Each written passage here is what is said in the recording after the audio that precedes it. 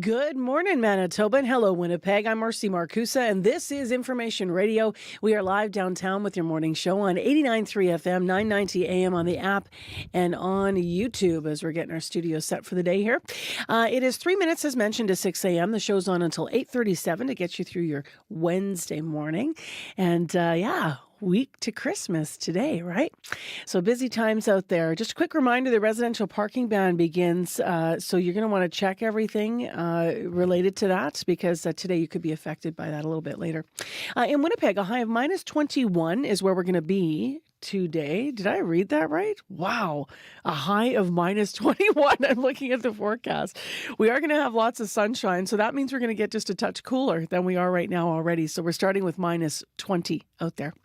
Let's say good morning to the team. May McKillop is in for Corey Funk today. She'll be on the air covering the commute and will be directing the program. Good morning to Abby Adeyemi, who's in an epic holiday sweater full of superheroes this morning. You'll see that on YouTube. Abby's our technical producer, covers the weather on air as well. Speaking of YouTube, Mr. Kevin Nipatebo, good morning to you. Kev is our YouTube producer as we stream there on the channel. All right, let's go to Heather Wells. She's here with our headlines, as always, to begin the day and plug us into news in this province. Good morning. Good morning. Well, Manitobans should find out this week whether the Grinch is coming to end the provincial gas tax holiday. It's been almost a year since the NDP government got rid of that 14-cent a litre gas tax. It is costing the province this year, so far, about $340 million. So we'll hear more on that. Assiniboine College in Brandon is struggling after a sharp drop in international student applications.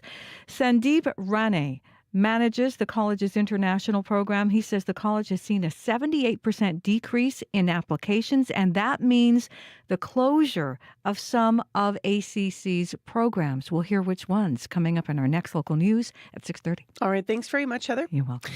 Let's have a look at the other regions just for a moment here. Brandon, sunny today, increasing cloud this afternoon, a high of minus 19. Thompson, mainly sunny and a high of minus 22 today. And there may be some more snow coming for Brandon in the next couple of days as well. So there is certainly tonight into tomorrow. Man, that region's had a lot of snow. World Report is up next. It's 1 minute to 6 o'clock, and then we're back.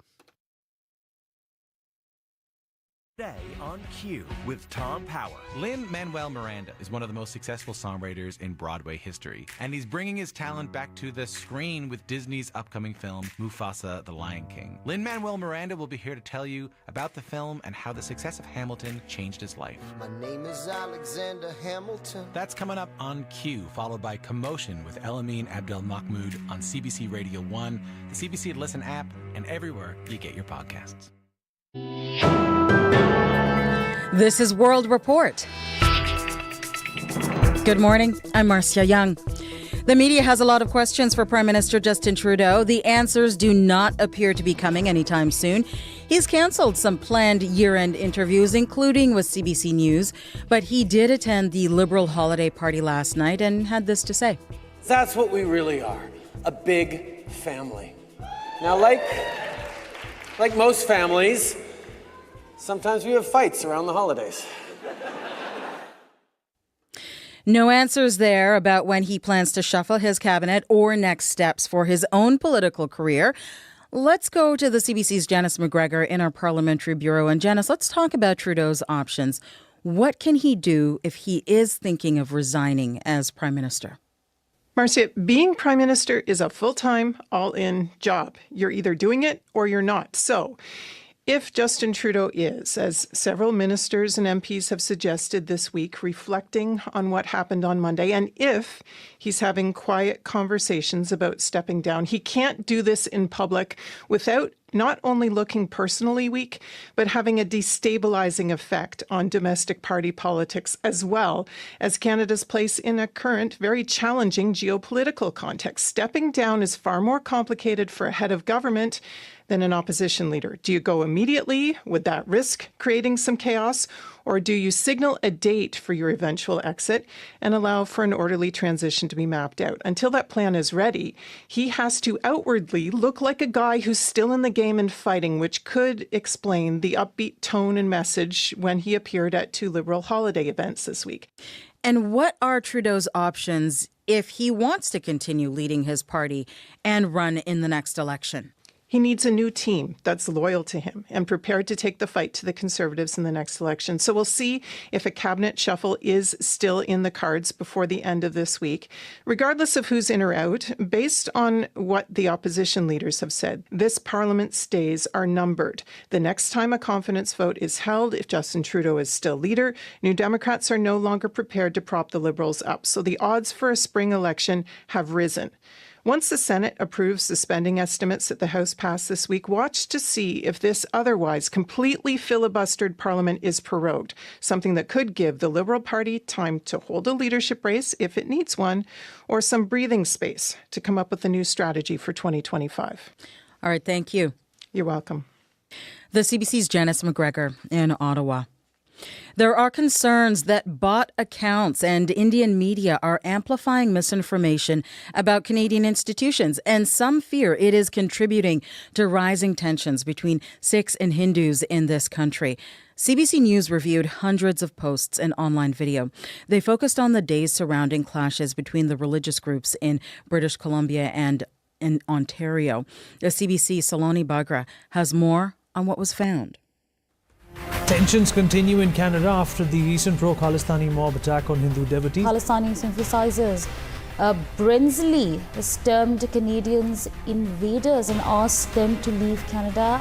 Canada features prominently on Indian news channels these days. Recent clashes outside Hindu and Sikh places of worship in Surrey, BC and Brampton, Ontario are a hot topic, but a lot of it is misinformation targeting Canadian politicians, the Sikh separatist Khalistan movement, and the Punjabi Sikh diaspora. Global Affairs Canada says media outlets aligned with Indian Prime Minister Narendra Modi claim Trudeau's government is infiltrated by Khalistani extremists. Nilesh Bose teaches the history of modern South Asia at the University of Victoria. It makes it look as if everybody is constantly fighting each other and attacking each other. And in actual reality, there's much more friendship. CBC reviewed hundreds of online posts and videos from both critics and supporters of the Khalistan separatist movement in Canada and found bots significantly boosted misinformation posted by critics. It's Kristallnacht for Hindus in Canada. Daniel Boardman is with the right-wing news site National Telegraph. He often appears on pro-Modi Indian news channels. His posts containing misinformation about the Khalistan movement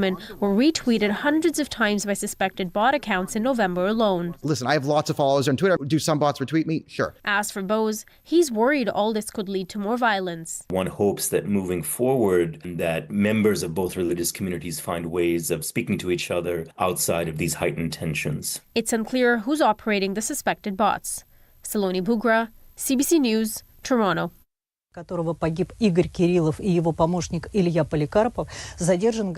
Russia's investigative committee announcing an arrest in the assassination of a top general in Moscow.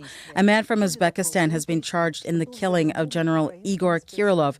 Russia's security service claims the accused says he was recruited by Ukraine. Kirillov was killed by a device detonated outside his apartment building yesterday morning. He was the head of Russia's nuclear defense forces. The day before his killing, Ukraine charged Kirillov with war crimes for using chemical weapons on the front lines of Russia's war. A British court has ruled that police can seize more than £2 million in unpaid taxes from Andrew Tate and his brother. That is more than $3.6 million Canadian.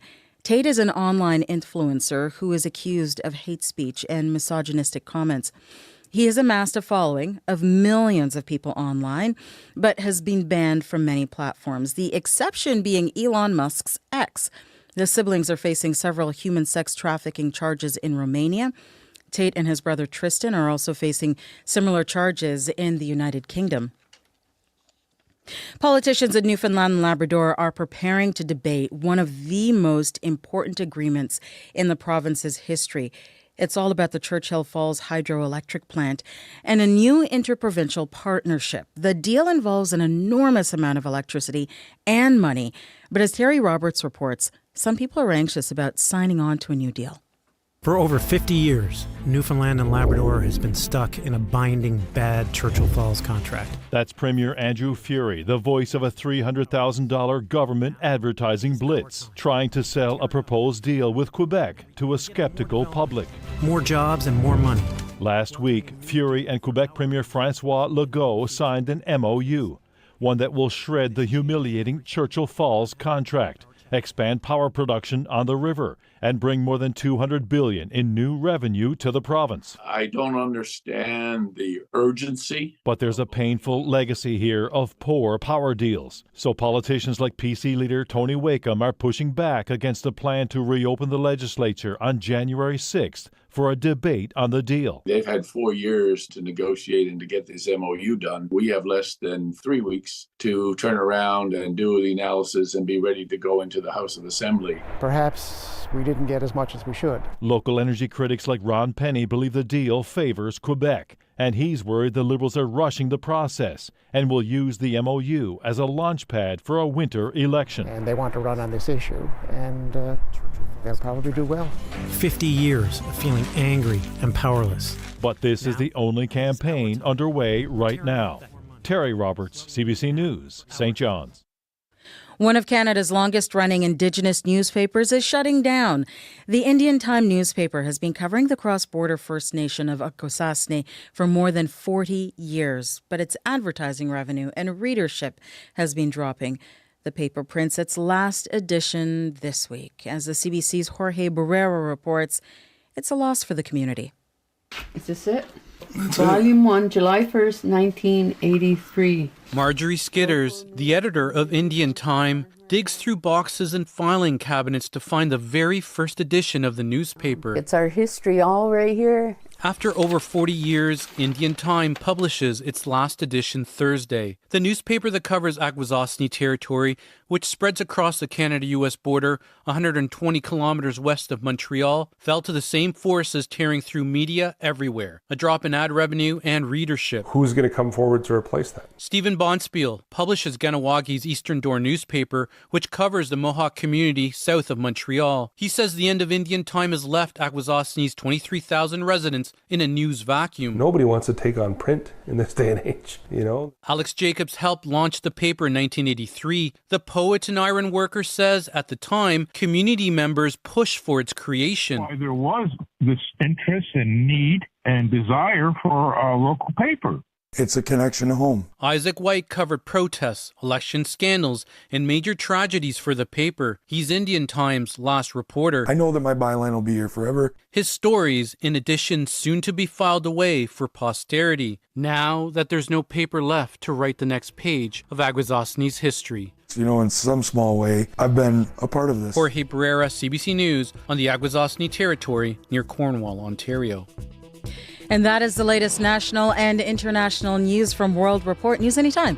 CBCnews.ca. I'm Marcia Young.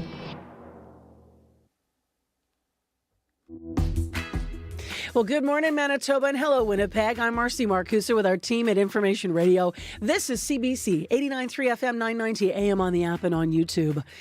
It's cold, people.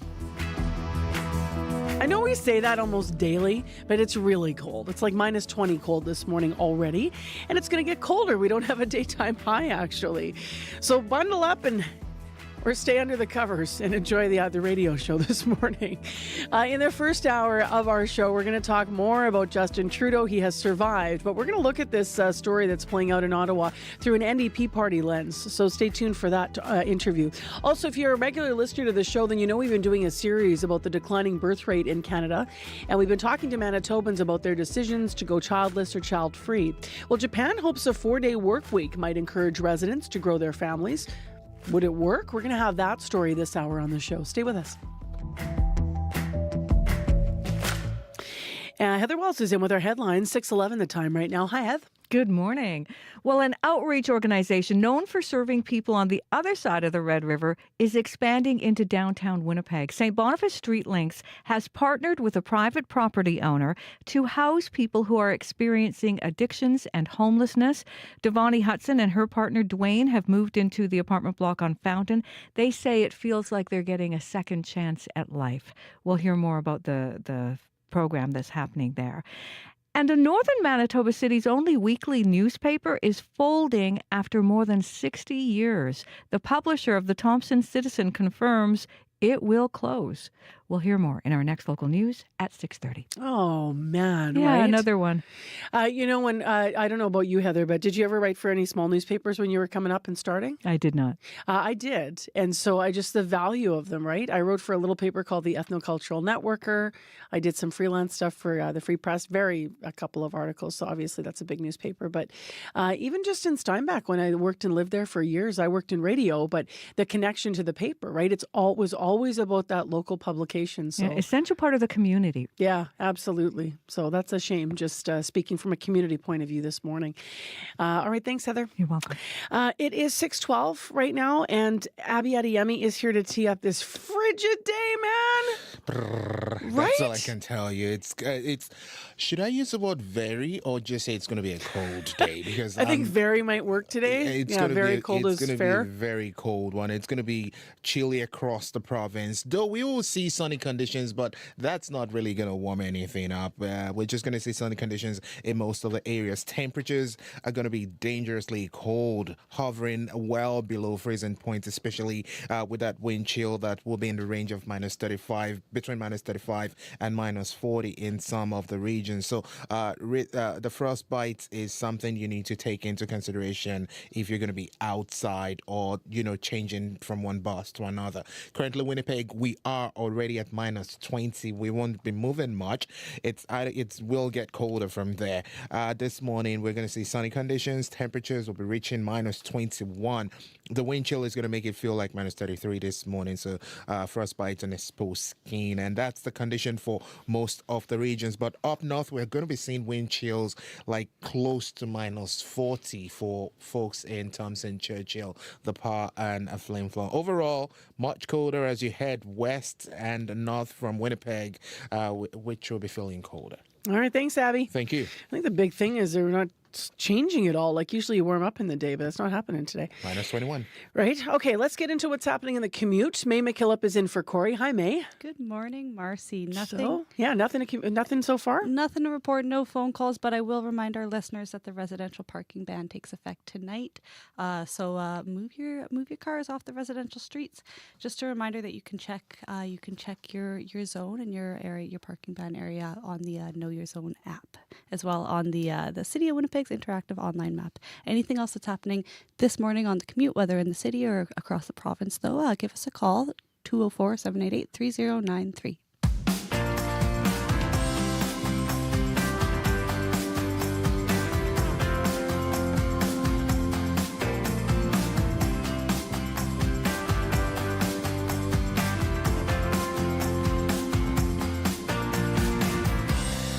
Well, up first on your Wednesday morning show, as an ER and critical care nurse, our first guest knows a little something about stress.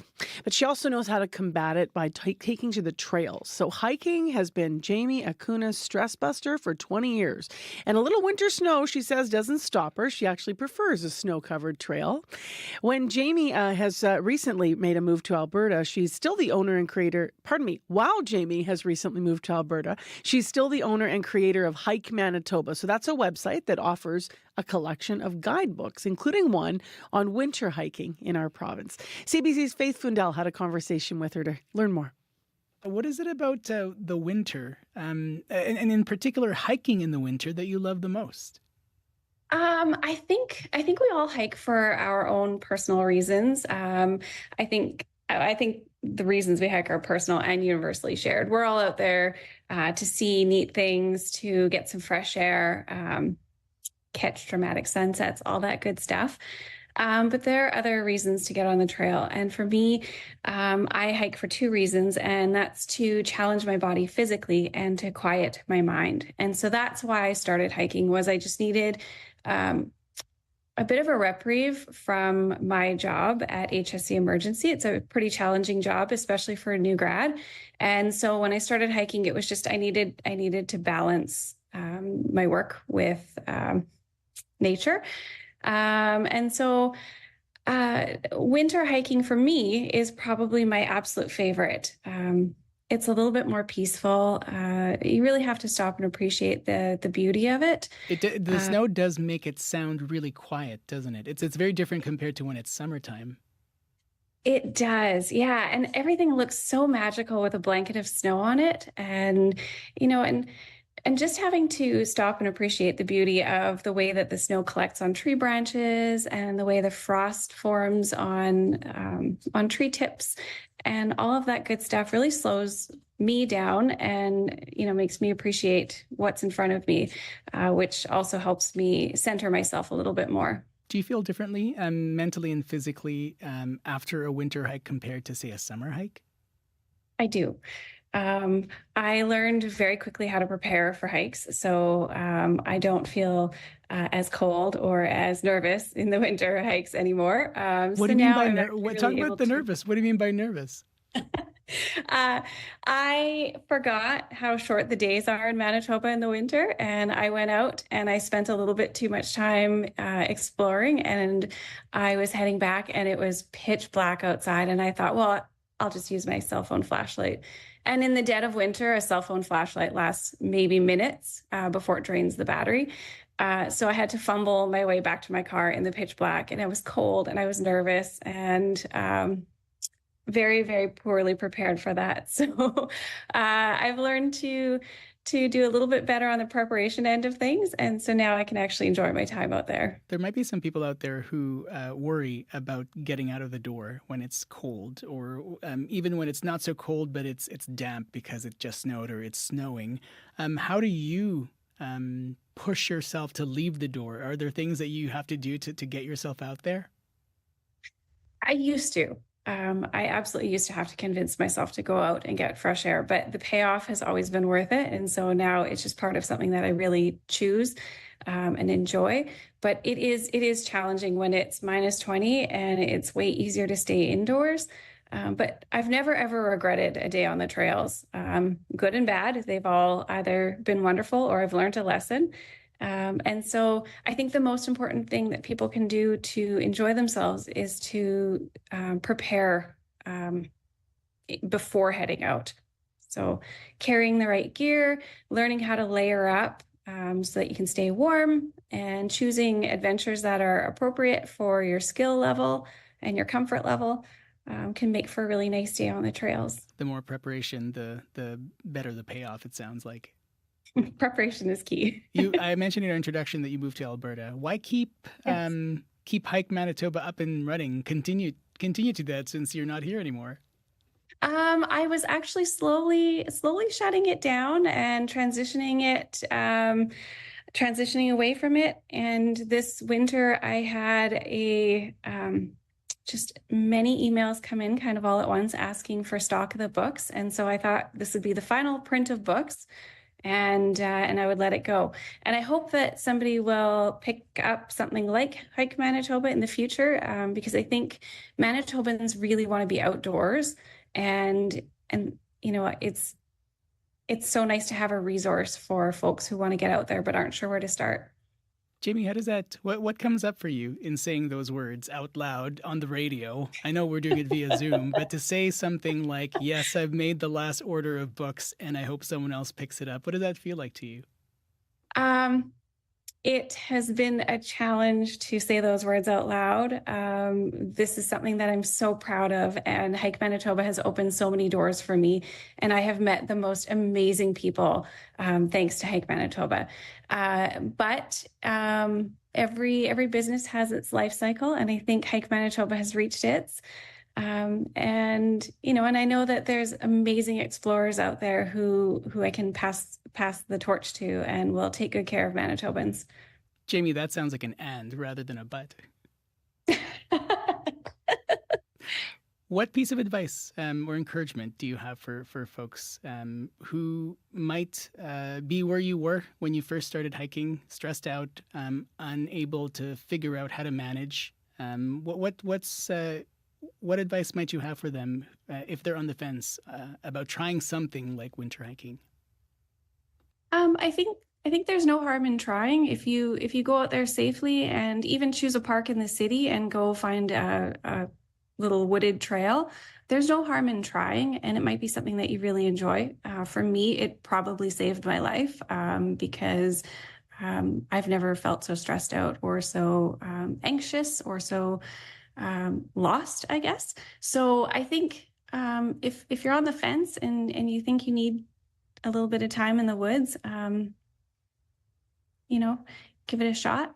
My Instagram is still running, and I'm always available for questions if folks have questions or need a little bit of support or resources. I'd be happy to help. So that's Jamie Acuna, an ER and critical care nurse, avid winter hiker, and the creator of HikeManitoba.co, in conversation there with CBC's Faith Fundal. A seagull splatting sunscreen on unsuspecting kids. A hamburger proved it's tasty by growing mold. Ew. And a National Rifle Association president speaking to empty chairs at a fake high school. When courageous marketers become rule breakers on Under the Influence with Terry O'Reilly. Thursday morning at 11:30, 3:30 p.m. in Newfoundland. And on the CBC Listen app. Just checking the traffic situation this morning. So we do have a problem that's just being developing. Grant and Kenniston, the southbound median traffic signals right now have been knocked down. So they're laying on the boulevard there. No functioning southbound left turning signal at this time. So there's going to be a repair crew on site soon. This just developed in the last 3 minutes here. So this is Grant and Kenniston. The southbound median traffic signals have been knocked over. So they're on the boulevard there, which means you should be able to pass freely, but be careful. And call us if you need us, 788-3093. Well, let's get to what's happening in Ottawa. You heard this morning, the very latest, and that is that the Prime Minister has canceled his year-end interviews with CBC and all other media outlets, it seems. He has not yet addressed Canadians formally around to talk about the Finance Minister, Chrystia Freeland, resigning from Cabinet, and also what has been happening and transpiring over the last few days. Parliament is now adjourned. It will not be back in session until late January. Prime Minister Justin Trudeau's minority government has survived for now. But yesterday, Conservative leader Pierre Poilievre again is calling for a non-confidence vote, saying the ultimate decision rests with one man, with one man, and that man is who we're going to talk about now, because MPs from all parties, including Jagmeet Singh and his NDP caucus, are not back in Parliament till January 27th. So to talk more about the political drama in Ottawa, Laurie Turnbull's here to walk us through it. She's Professor of Political Science in the Faculty of Management at Dalhousie University. Hello there. Good morning. You're in Ottawa. What's the mood? I got to ask. Well, Monday was pretty crazy. That was just a bomb that dropped on the city when Freeland decided she was going to walk away. And the timing of the announcement, the fact that, this was the day that she was supposed to do the economic statement, the economic update. She decided to resign instead, totally caught the government flat-footed. For the day, there was no finance minister. It was just crazy. Yeah. But then Tuesday, things were very quiet. And the House wrapped up, and the Liberals had their Christmas party. And now there's just a sense of, okay, what's going to happen next? So is the Prime Minister ever going to talk about this or what? I know. I think a lot of Canadians are asking that question. We had a panel on from Manitoba yesterday asking that question. So Conservative leader Pierre Poilievre saying the decision to bring down the government is in the hands of one man. And I probably wasn't very clear in the intro, but the intro, that man is Jagmeet Singh. So remind us what the leader of the NDP has actually said this week about his party's support for Justin Trudeau and the Liberals. Well, he's saying now, kind of with everybody else, that Justin Trudeau has to resign. And all the opposition parties are saying that. But it's not clear exactly what he's going to do about that. He's saying, come February, if this isn't changed, all options are on the table. We're going to do something about this. But if the NDP wanted to bring down the government, all three opposition parties would have to vote to support that. And I think they probably would. The Bloc is probably on board. Conservatives definitely are, but they'd have to wait for an opposition day, and it's not clear when that would be, and it's not clear what would happen, for example, if the Liberals chose another leader before then. And so he's saying he wants Justin Trudeau to resign, but perhaps if Trudeau takes his walk in the snow and they've got somebody else in that position by the time February comes along, perhaps the NDP would keep going with it, because I don't think the NDP is rushing to an election. They, if the polls are right and the Conservatives come with a big majority, the NDP are not going to have anywhere near as much clout as they do now. So I don't think they necessarily want to cash in their chips just yet. How committed do you think the NDP is to Jagmeet Singh as their leader? Do you think there could be challenges to his authority? Not at this point. I don't think that anything's going to change before the election. I don't see anybody kind of organizing against him or putting their hand up to take over or anything like that. But I think there's a lot of pressure on him to make a big splash in this election. This will be his third federal election as leader, and the party's seat count hasn't really moved. It seems like the vote share hasn't really moved either. They're stuck just under 20%, which is typically where they've been for the past while. And so I think for him, the key is to try to get some of the voters who are going to be kind of disaffected from the Liberals. They don't want to come in and vote Liberal, but they don't want to vote Conservative either. I think the NDP have to give voters a reason to do that. For me, the confidence and supply agreement hasn't been a political win for the NDP, even though I appreciate that. Pharmacare, dental care, the NDP would put those things up as wins, and I understand why. But I think that the way the agreement has worked, the NDP has been in the shadow of the Liberals the whole time. They haven't differentiated themselves. And now that's going to be the key for them to be able to do better in the next election. I mean, in terms of the Liberals, you alluded to the fact that who knows if there'll be a new leader, if Justin Trudeau, as you put it, takes his walk in the snow. What has to happen for that to go forward? Like, how would that look? Say Justin Trudeau comes back and talks to the party, he's going to go.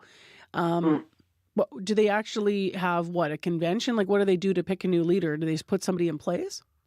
Well, I mean, I think what would happen in the moment is there would be somebody who the caucus would support to take it over in an interim way. If Trudeau steps aside, there has to be a prime minister, and the prime minister is the leader of the party. Or sorry, the prime minister is the person who has the confidence of the House. And so I think if he decided tomorrow he's ready to walk, they would put someone in there in his place who's currently a caucus member who could command the confidence, and then they would work to have some sort of leadership process where they would select a new leader.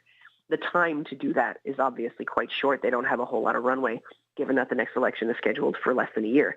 But I mean, it's possible. Like, there are examples of times when something happened and a leader had to leave, and you have to do what you have to do to get somebody else in there. I think it would be a serious lift to get that done. And given the state of things now, who is going to take this project on? Because the likelihood of a win in the next election is pretty low. And so it would have to be somebody who's, we're committed to the work of rebuilding the party. Dominic LeBlanc with another hat.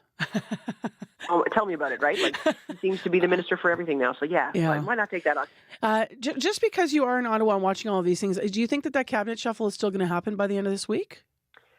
I don't know, because some of the factors remain the same, right? Like, there's still a number of ministers, a growing list of them, who haven't left in the same fashion that Freeland did, but are saying they don't want to reoffer, this, like, their time in politics is over.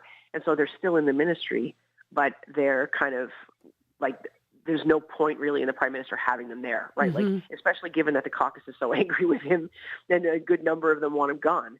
He'd be wiser to take what he's got in the cabinet and spread it around, right, and try to build some loyalty. But at this point, with everything kind of up in the air, who knows? We'll see. Thanks, Laurie.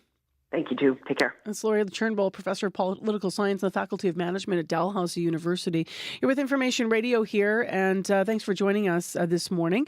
It is cold and clear, and Grant and Kenaston, there's southbound median traffic signals knocked down. They're on the boulevard, so be careful in that area. Call us if you have a problem.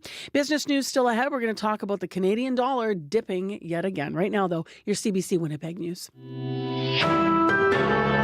This is CBC News. Good morning. I'm Heather Wells in Winnipeg at 6:30. It's minus 20. That'll wake you up when you step outside. Temperature's not going to move a whole lot. The high actually is minus 21, but it's sunny. A Winnipeg property owner is helping St. Boniface Street Links expand its outreach and drug recovery program into downtown Winnipeg. Sam Touron says he has given the organization exclusive access to his apartment building on Fountain Street.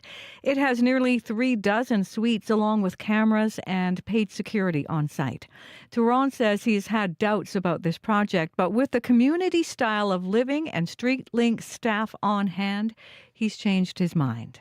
A lot of property owners are scared or they don't want to deal with it. Well, not dealing with it and not giving somebody an opportunity, how are we going to advance? Like, how's it going to improve? You can't improve it without there being risk. And in this case, I'm taking risk. Touron hopes having Street Links on site means fewer calls to emergency services. He says if it's successful, he's open to expanding the model to other properties. A balanced budget in Manitoba looks farther away now that the province is projecting a higher deficit. University of Winnipeg economist Phil Serin says the NDP government may be able to simply get away with lower deficits. I don't see that there's a real strong incentive for the government to get to a balanced budget if it required sort of draconian actions. Whereas if it's a Tory government, the base tends to be quite fixated on it. The provincial government for this, or the provincial budget for this fiscal year, initially called for a deficit close to $800 million. The latest projection now calls for a deficit of just above $1.3 billion. Justin Trudeau was giving no signs he plans to resign. The Prime Minister was a no-show on Parliament Hill yesterday, but in a speech last night at a Liberal caucus holiday party, Trudeau took aim at the opposition. With Pierre Poilievre's cuts, you pay the price. Trudeau also downplayed infighting among the Liberals. He did not address his political future. Parliament now has risen for the holidays. The House of Commons is supposed to return in January. You can hear the latest on this story as well as other national and international news coming up on World Report at 7. It is time for Winnipeg homeowners to know your zone. Starting tonight, plows head onto residential streets. That means you can't be parked there. If you are, you will be ticketed and towed. If you need to spot to park, the city says it is going to suspend the snow route parking ban on winter routes for the duration of the ban. The residential parking ban is in effect from tonight at 7 until 7 Saturday morning. Find out when plows will be on your street by heading to the city's website or downloading the Know Your Zone app. Assiniboine College in Brandon is struggling after a sharp drop in international student applications. It comes nearly 3 months after the federal government decision to cap international study permits. Sandeep Rane manages the college's international program. He says the college has seen a 78% decrease in applications. The confidence of the student and the parents is shaken because within a year, there are so many changes that have happened that a prospective student is doing a double take now. Rane says the decline in international students has forced the closure of the office skills, culinary arts, business administration, accounting, and finance programs. He says the reductions will have a long-term negative impact on the labor market and on the province's economy. The Thompson Citizen weekly newspaper is folding. The paper has published for more than 60 years. In the last 16 years, Manitoba has lost 31 news outlets. Only 11 have started up during that period. April Lindgren is a journalism prof at Toronto Metropolitan University. She co-leads the Local News Research Project. The half of all the local news outlets that have closed since 2008 have closed in places with fewer than 20,000 people. I think that by virtue of its size, the paper in Thompson was also at risk. No word why the Thompson Citizen is closing now. Lindgren says getting a newspaper to doorsteps can be costly. And she says combined with a loss of advertising revenue has proven deadly for a lot of community papers. Well, back on top. Kyle Connor shot scores! Kyle Connor in the third period on TSN as the Winnipeg Jets beat the San Jose Sharks last night. Connor scoring twice, Captain Adam Lowry scoring the winner. 4-3 the final. Coach Scott Arneal says San Jose is a young, quick team. They weren't going away, and then, that third period there, it was we got back to kind of, doing something. We gave up a rush goal. Obviously, we got caught, but I like the way we, stayed in the game till the very end. With the win, the Jets now are back at the top of the NHL standings. Arneal is not focusing on that, though. He says they have a lot of teams in the Central Division who aren't going away. And he says it was nice last night to get a win for the moms and sisters who are with the team on this road trip. Next up tonight, the Jets are in Anaheim. You can find more Manitoba news updated throughout the day. All you have to do is head to cbc.ca/Manitoba. How much time did you spend on the side of soccer pitches or in hockey rinks or... I'm still spending it. Yeah, right? Yeah. How many children and grandchildren, Heather Walls? I have 4 children and 4 grandsons. I love that. I love that. Are they all They're the doing best. sports? I mean, a lot of them are musicians and stuff. You've got multi-talented family, man. Yeah, But- and hockey players and football players. Yeah, they do everything, it seems. yeah, I love that story about the mums and the Jets. Yeah, it is great. it's And they nice. honestly, I think having your mom in the stands, wouldn't that make you want to just, try a little harder? Depends on your mom. Yeah.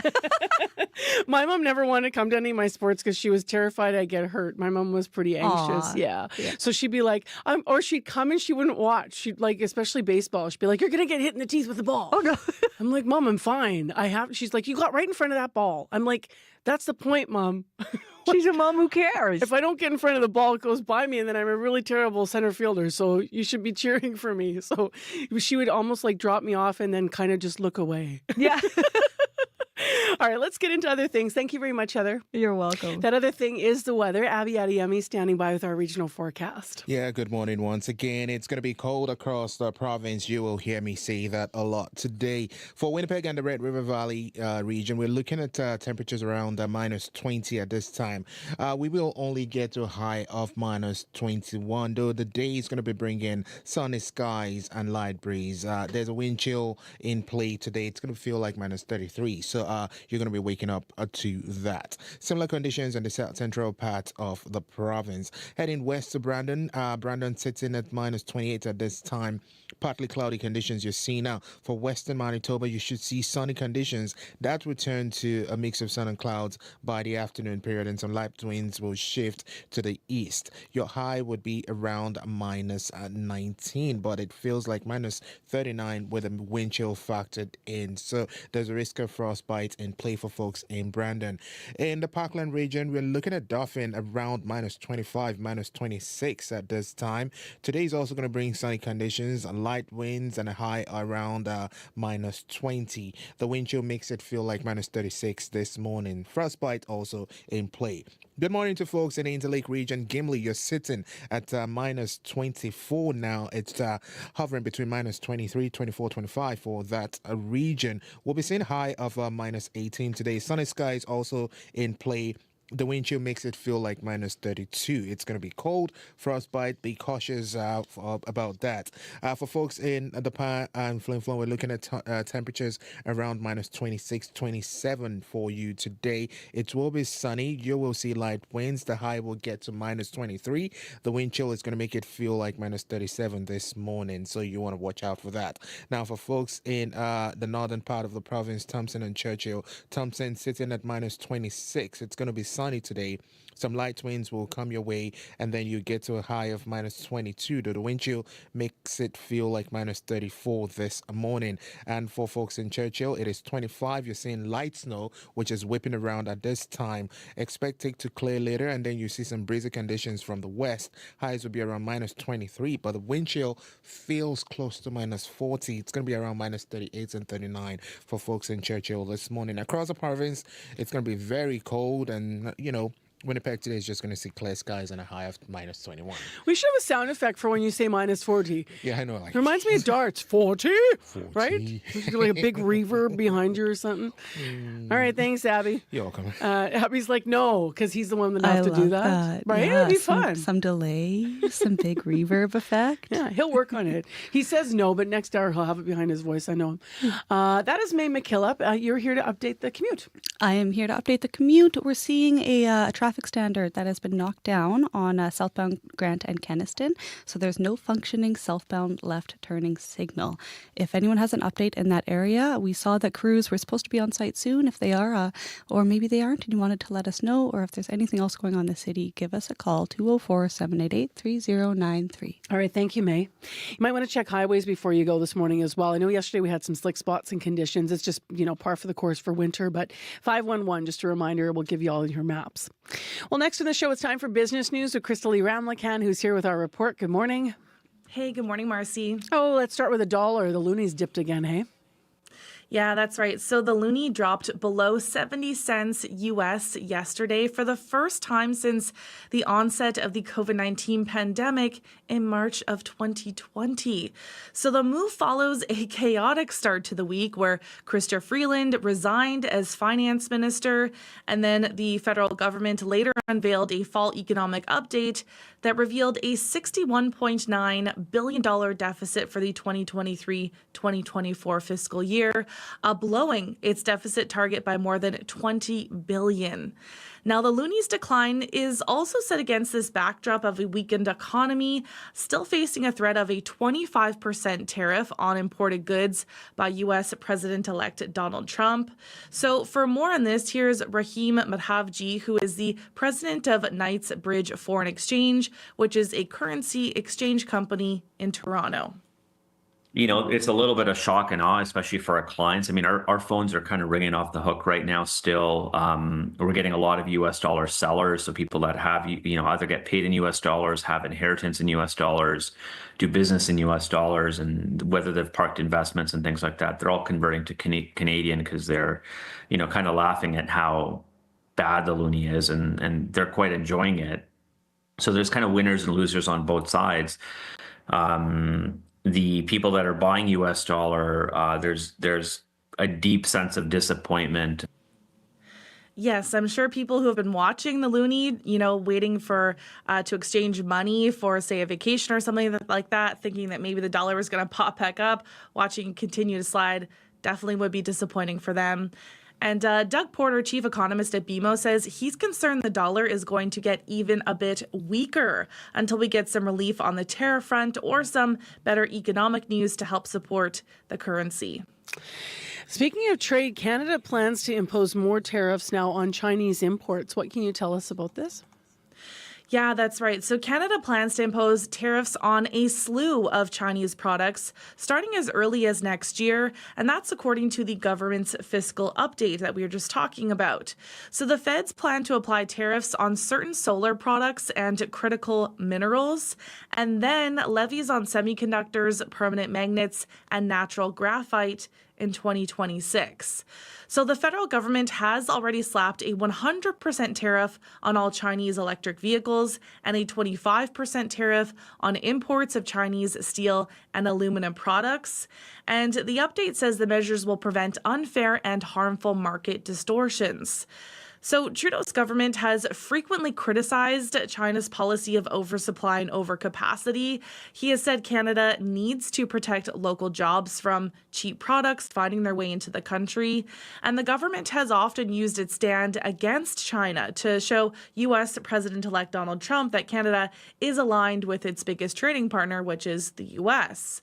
Now, the fiscal update did not detail the extent of the duties to be imposed or state which products exactly would receive them, but said further details should be announced soon. And let's move to housing, actually, because in this country, we added record rental supply this year, right? Yeah, that's right. But you know what? Most units were actually too pricey for the average renter. So Canada added its largest share of purpose-built rental supply in over 3 decades. And the number of purpose-built rental apartments grew by just over 4% year over year. And the pace of rent growth did cool this year. But despite all of that, the Canada Mortgage and Housing Corporation says affordability has remained strained. So the increase in rental stock was driven by higher priced units being completed, and the average rent for a 2-bedroom purpose-built apartment grew just over 5% to almost $1,500, and that's according to the CMHC analysis. And this figure represents, what tenants actually pay for their units, meaning average prices often appear lower than those listed in other reports that we talk about that measure average asking rents set by landlords. So, for example, the average asking rent for a 2-bedroom purpose-built apartment last month was almost $2,300, and that's according to separate research from rentals.ca and Urbanation, which looks at listings. And the rent hikes on turnover units accounted for almost 40% of the overall rent increase this year. We'll have to see next year if our story is about more affordable rental units, right, being increased in the country. What do we know about the numbers today, Crystalie? In Europe, stocks are higher as investors await the latest interest rate decision from the U.S. Federal Reserve that's happening later today. Germany is up, the U.K. is up, France is up. In Asia, markets are mixed. Japan is down, Shanghai and Hong Kong are both up. Oil is up 63 cents to $70.71 U.S. per barrel. Gold is up $1.30 to $2,647.60 U.S. per ounce. And we were just talking about the dollar there. It's down 0.07 of a cent to 69.8 cents U.S. Wow. Okay. All right. Thanks, Crystalie. Appreciate it. Okay. Thanks, Marcy. That is Crystalie Ramlakan with the Business News on CBC. You're listening to Information Radio, 89.3 FM, 990 AM on the app and on YouTube.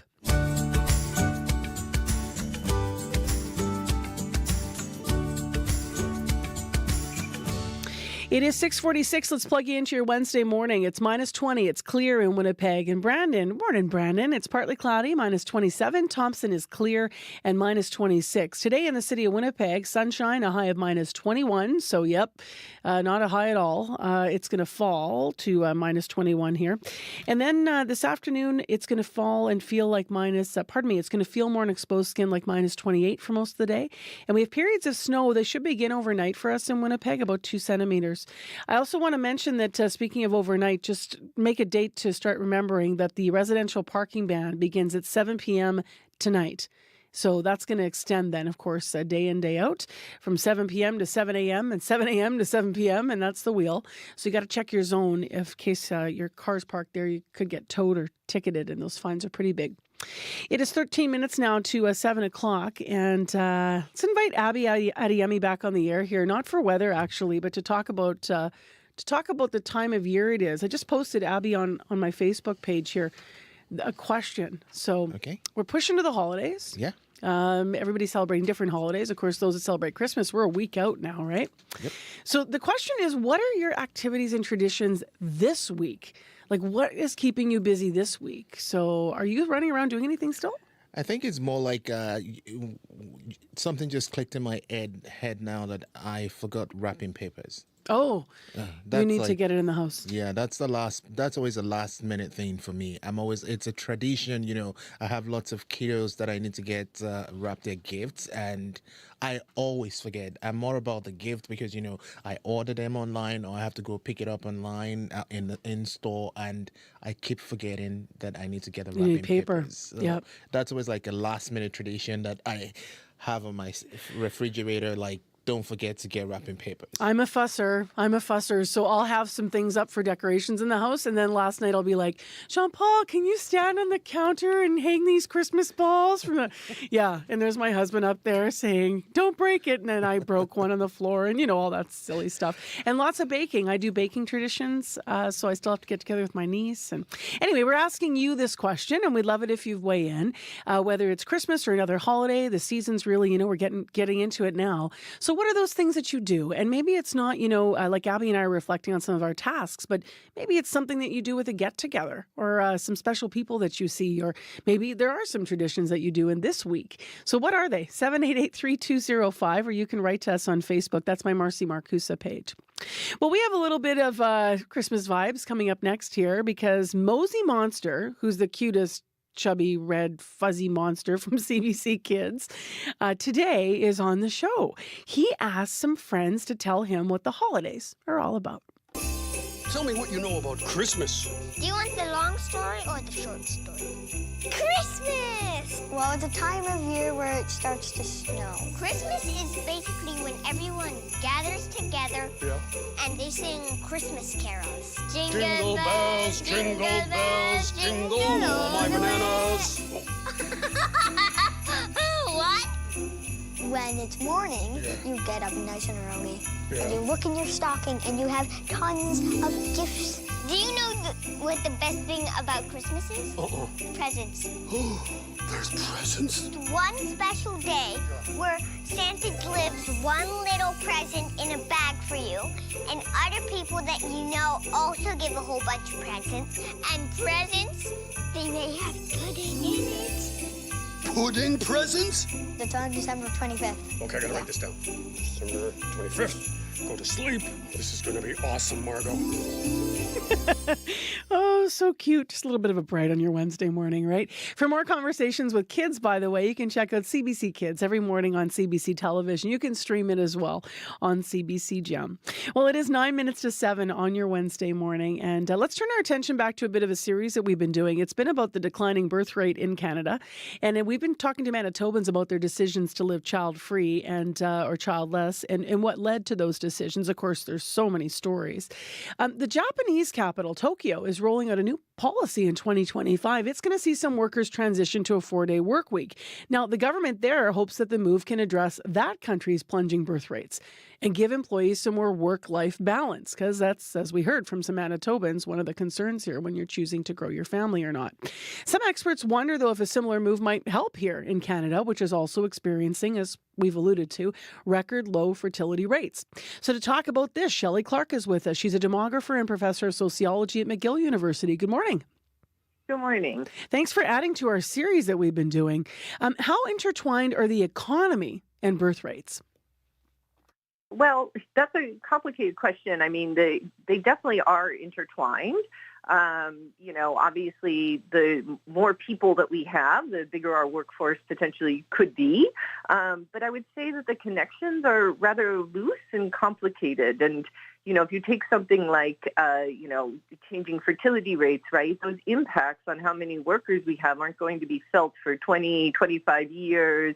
And a whole variety of factors besides economics goes into making these fertility decisions, which you probably have heard during your series. Yeah, we actually had a conversation that's kicked off the series looking at the reasons why Canadians aren't having as many children compared to the past. But can you go over a few of them as well, just to remind people about, what we understand? Sure. So in addition to economics, just money, and also balancing and time constraints, so balancing work and life, people often talk about just simply differences in preferences and differences in lifestyle choices. So people are saying that they just want to have fewer children. Other people talk about how challenging it is to find the right partner, or that they don't have family living nearby to help them, or they're worried about the future and the future of the world. There's cost of housing. I mean, there's really many, many factors that go into people's decisions about fertility. Because I mentioned Japan, I want to ask you about this. So will the 4-day work week in Tokyo, do you think, end up boosting the birth rate? Well, I think we're all going to be eager to find the answer to that question.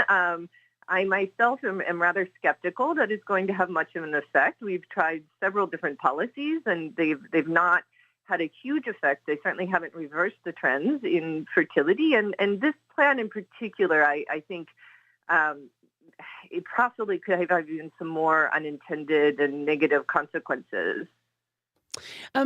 What other measures might be put in place to improve this?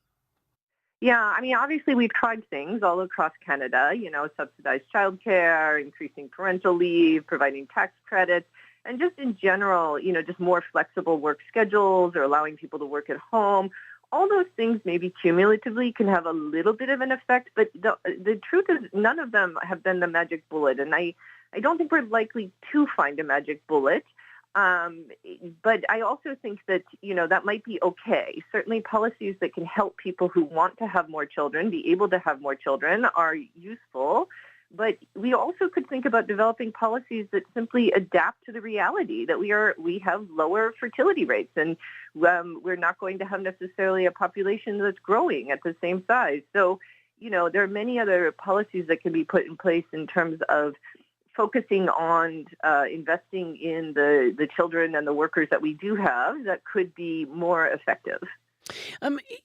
Does this work itself out? I mean, obviously, we're talking about policies and things that could improve the situation. And as you're saying, or maybe don't worry about it and look at current issues that are happening and accept what's happening, in terms of people's choices or however layered that is.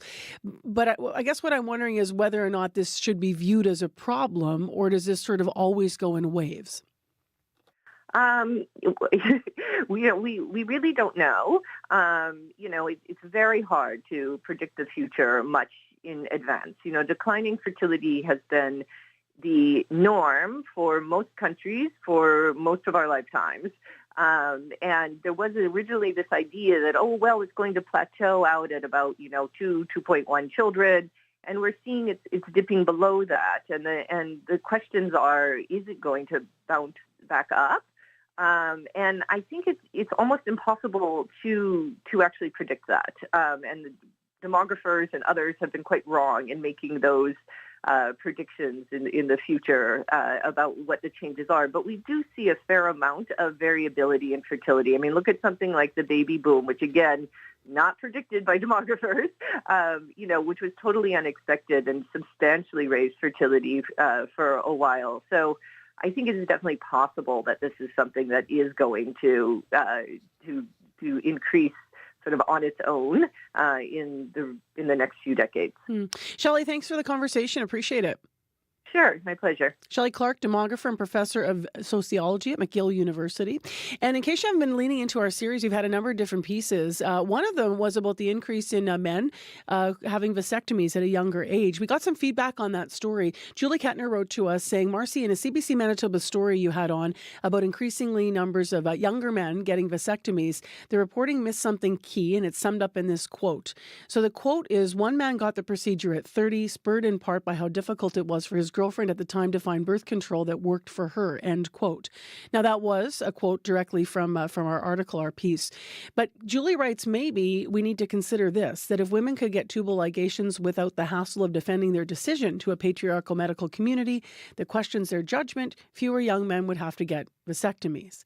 So Julie weighing in on our series. We have more pieces in that series coming up, by the way, but if you've got a pitch for us, 788-3205.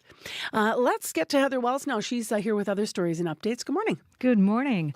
Well, an outreach organization known for serving people on the other side of the Red River is now moving into downtown Winnipeg. St. Boniface Streetlinks has partnered with a private property owner to house people experiencing addictions and homelessness. We're going to hear from one couple who has moved into a new apartment on this apartment block on Fountain Street. And a northern Manitoba city's only weekly newspaper is folding after more than 60 years. The publisher of the Thompson Citizen confirms it will close. In the last 16 years, Manitoba's lost 31 news outlets. We'll hear more in our next local news coming up at 7:30. All right. Thank you, Heather. You're welcome. Traffic, Grant and Kenniston. From what we know right now, crews are not yet on site, but there's southbound median traffic signals at Grant and Kenniston knocked down. They're laying on the boulevard, the traffic standard there. So just be careful in the area. It's not in traffic, as we mentioned. It's on the boulevard, but nevertheless. And check 511 if you're out on the highways, just in case there are issues there. In the city of Winnipeg, things look pretty good so far. Forecast-wise, minus 20. We're going to be at minus 21 for the day, so our temperature's going to fall and we'll have lots of sunshine. That's the bright part. Coming up in the next hour of Information Radio, our medical column is a little bit shifted this morning. We're putting it in prime time after 7 because Dr. Raj Bhardwaj this morning is following what a lot of TikTok and Instagram doctors have been doing right now. So he's going to give us his list of 5 things he would never do as a doctor, so stay tuned for that. Also, building efficiency in Manitoba might be getting a leg up thanks to a robot dog. And while he might not be able to play catch with his owner, he has a potential to do a lot more than you might think. We have a special fun feature coming up. Stay tuned.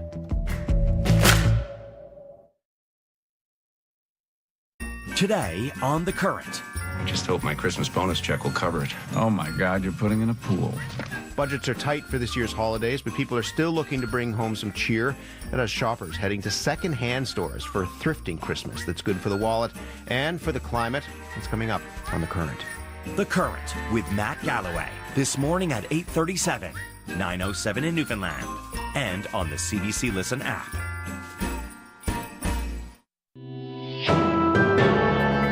This is World Report.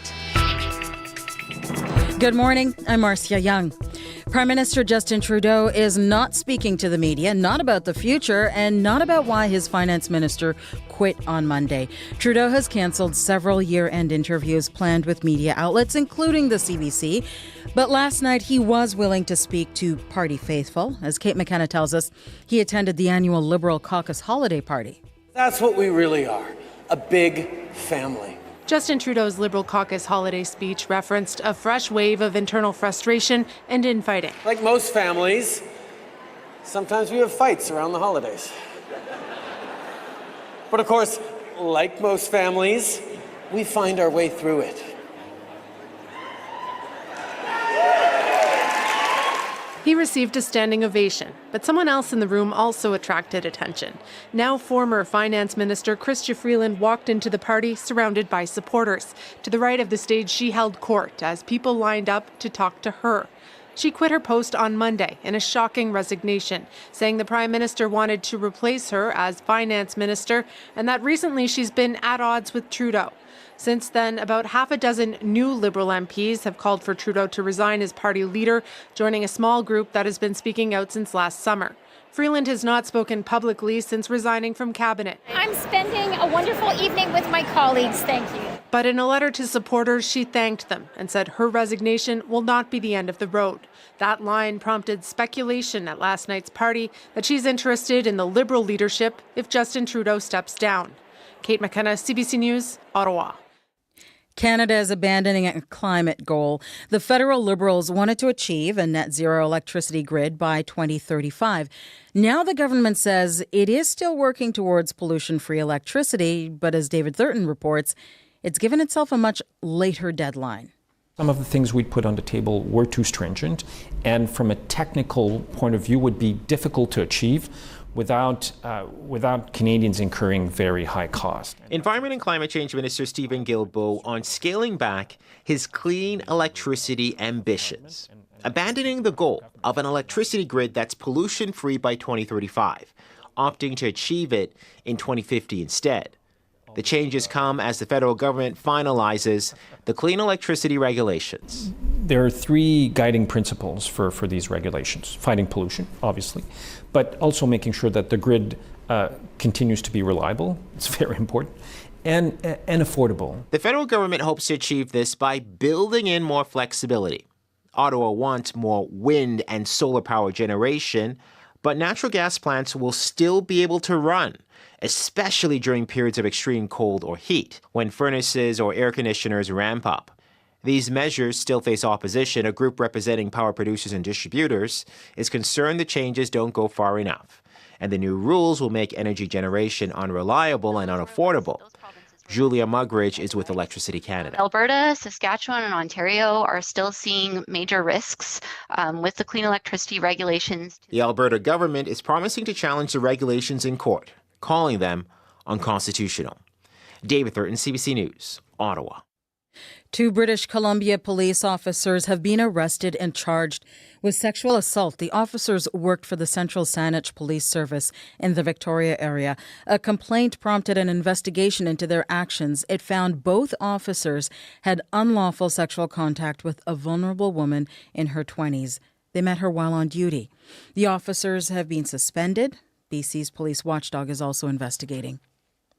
A 29-year-old man from Uzbekistan has been arrested in yesterday's bomb attack in Moscow. Russian officials say he was hired by Ukraine to kill a top Russian general. Igor Kirillov and his assistant were killed yesterday morning as he left his apartment building. Ukraine Security Services says it is responsible. The CBC's Crystal Gomansing has the latest from London.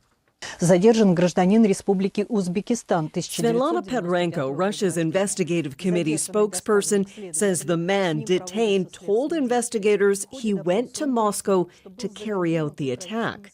The 29-year-old suspect is not being named, but Russian officials say in exchange for assassinating Lieutenant General Igor Kirillov, Ukraine offered him $100,000 US and residency in a European country.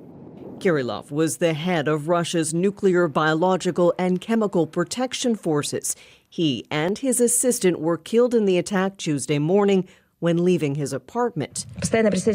Russia calls the bombing a case of terrorism and says it will be raised at a UN Security Council meeting Friday, according to Maria Zakharova. Zakharova, the Russian Foreign Ministry spokesperson, said this morning during a press briefing, "We are confident that all of the organizers and perpetrators of the murder of Igor Kirillov will be found, punished, whoever it may be, wherever they are," adding Russia will not be intimidated. Ukrainian President Vladimir Zelensky has not commented on the killing of Kirillov. Instead, yesterday, he talked about the need for peace, the kind, he said, that can be achieved through strength. Crystal Gamansing, CBC News, London.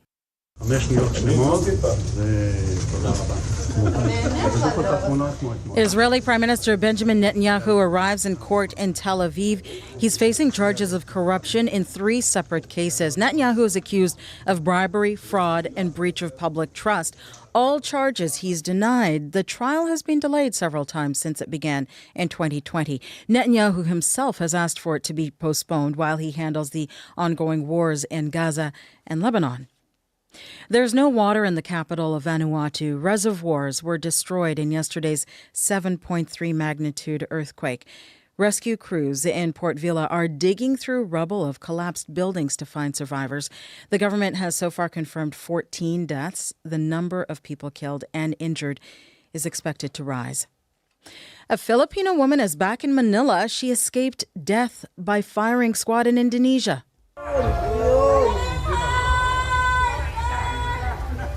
Supporters cheered as Mary Jane Veloso arrived back in the Philippines. Her family hugged and kissed her. She has spent almost 15 years in prison in Indonesia. Veloso was on death row for drug trafficking.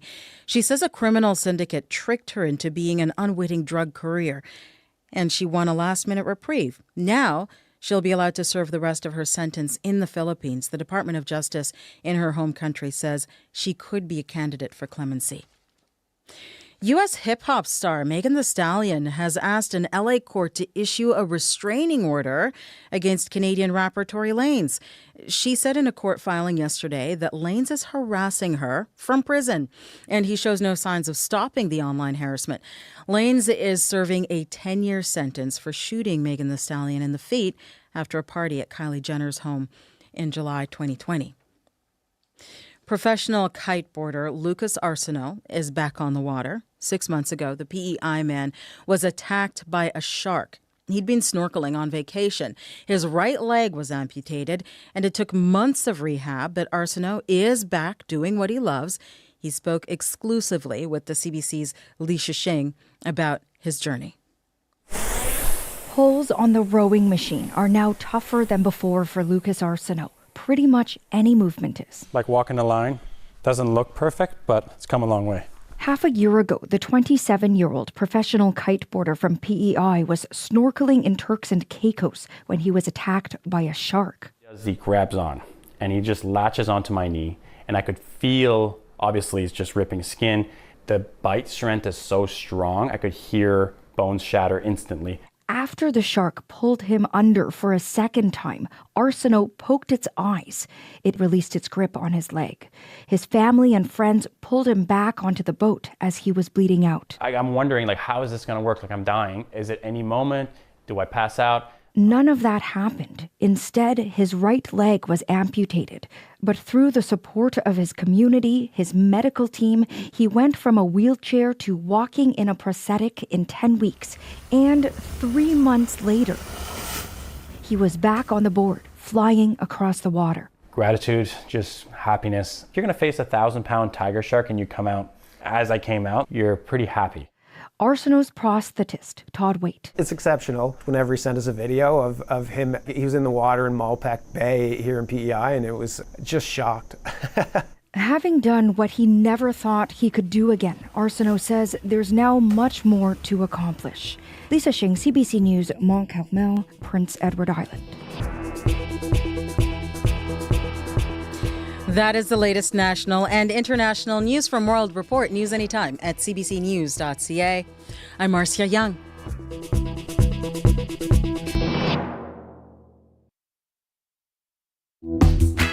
Welcome to Wednesday morning, everyone. I'm Marcy Marcusa. This is Information Radio. We're live downtown Winnipeg, in downtown Winnipeg, 7:10 a.m., and it's minus 20. Cold this morning, as it has been.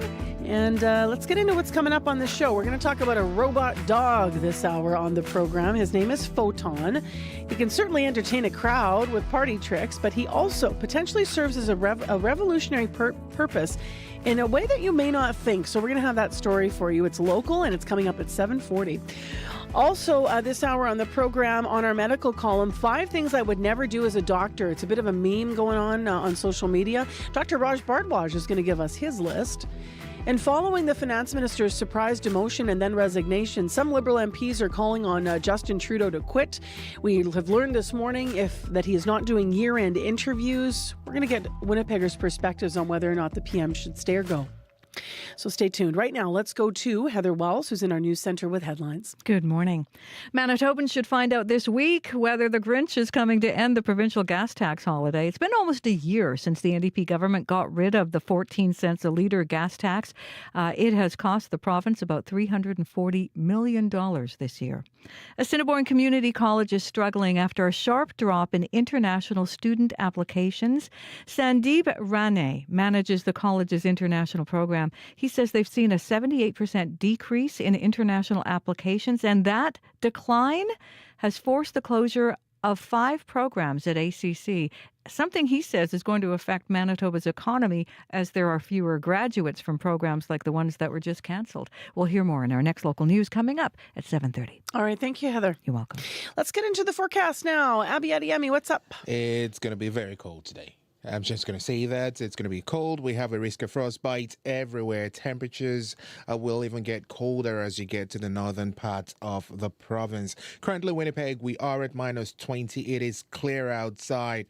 For today, expect sunny skies, light breeze. Temperatures will reach around minus 21. The wind chill this morning will feel around minus 33. So be cautious of the frostbite on exposed skin. And then for tonight, some clouds will roll in. We should be seeing light snow that's expected to begin close to the midnight time. We should be seeing about 2 centimeters accumulation, and that will take us even into tomorrow afternoon, and then it tapers off, and we'll see a mix of sun and clouds. In other regions, we're looking at cold temperatures, chillier weather, blowing snow in the northern parts of the province. But right now, Winnipeg, it's going to be sunny today, and we'll be around minus 20. Before we turn to the commute, Abby, you and I were talking about sort of this week being sort of the push to the holidays, and we were asking about activities, what people are up to. So listeners are starting to weigh in on Facebook. Valerie Wolbert says she's working for the Salvation Army Christmas kettles this week.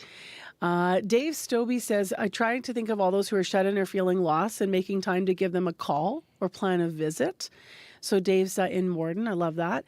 And Carol Townsley, holy moly, loves to bake. She says for the past few years, she's been giving bake boxes. That's the gifts for family and friends. She says it's a labor of love. And my holy moly is prompted by a picture she sent us. We'll get this in our YouTube stream the next hour. She's standing by her, looks like dining room table, and it's covered in baking. Like we're talking 1, 2, 3, 4, 5, 6, 7, 8. There must be 12 different kinds of baking here. Wow. Holy moly. You've been busy, Carol. Oh, I want all of that. Okay, moving on. Distracted by the sugar. Thanks for weighing in, everybody. Just wondering what you're up to in Manitoba as we push toward the holidays here. I think that's the kind of mode people are in. Let's get into what's happening in traffic. If you're out and about today, there's one thing that we have an update on. May McKillop is filling in for Corey today. I am. We're noticing in the city here in Winnipeg, on Grant at Kenniston, there's the southbound median traffic signals have been knocked down. Now there's crews on site, but there's no functioning southbound left turning lane, and northbound and southbound median lanes are blocked. And as well, in our city here, just want to let our listeners know that the residential parking ban starts tonight. Snow is being cleared from residential streets and sidewalks. It runs overnight from 7 p.m. until 7 a.m. tonight until Saturday. So a reminder to drivers to check your zone and schedule before parking in residential areas. You can find that information on the Know Your Zone app. Anything else you're seeing and you want to let your fellow commuters know, give me a call, 204-788-3093.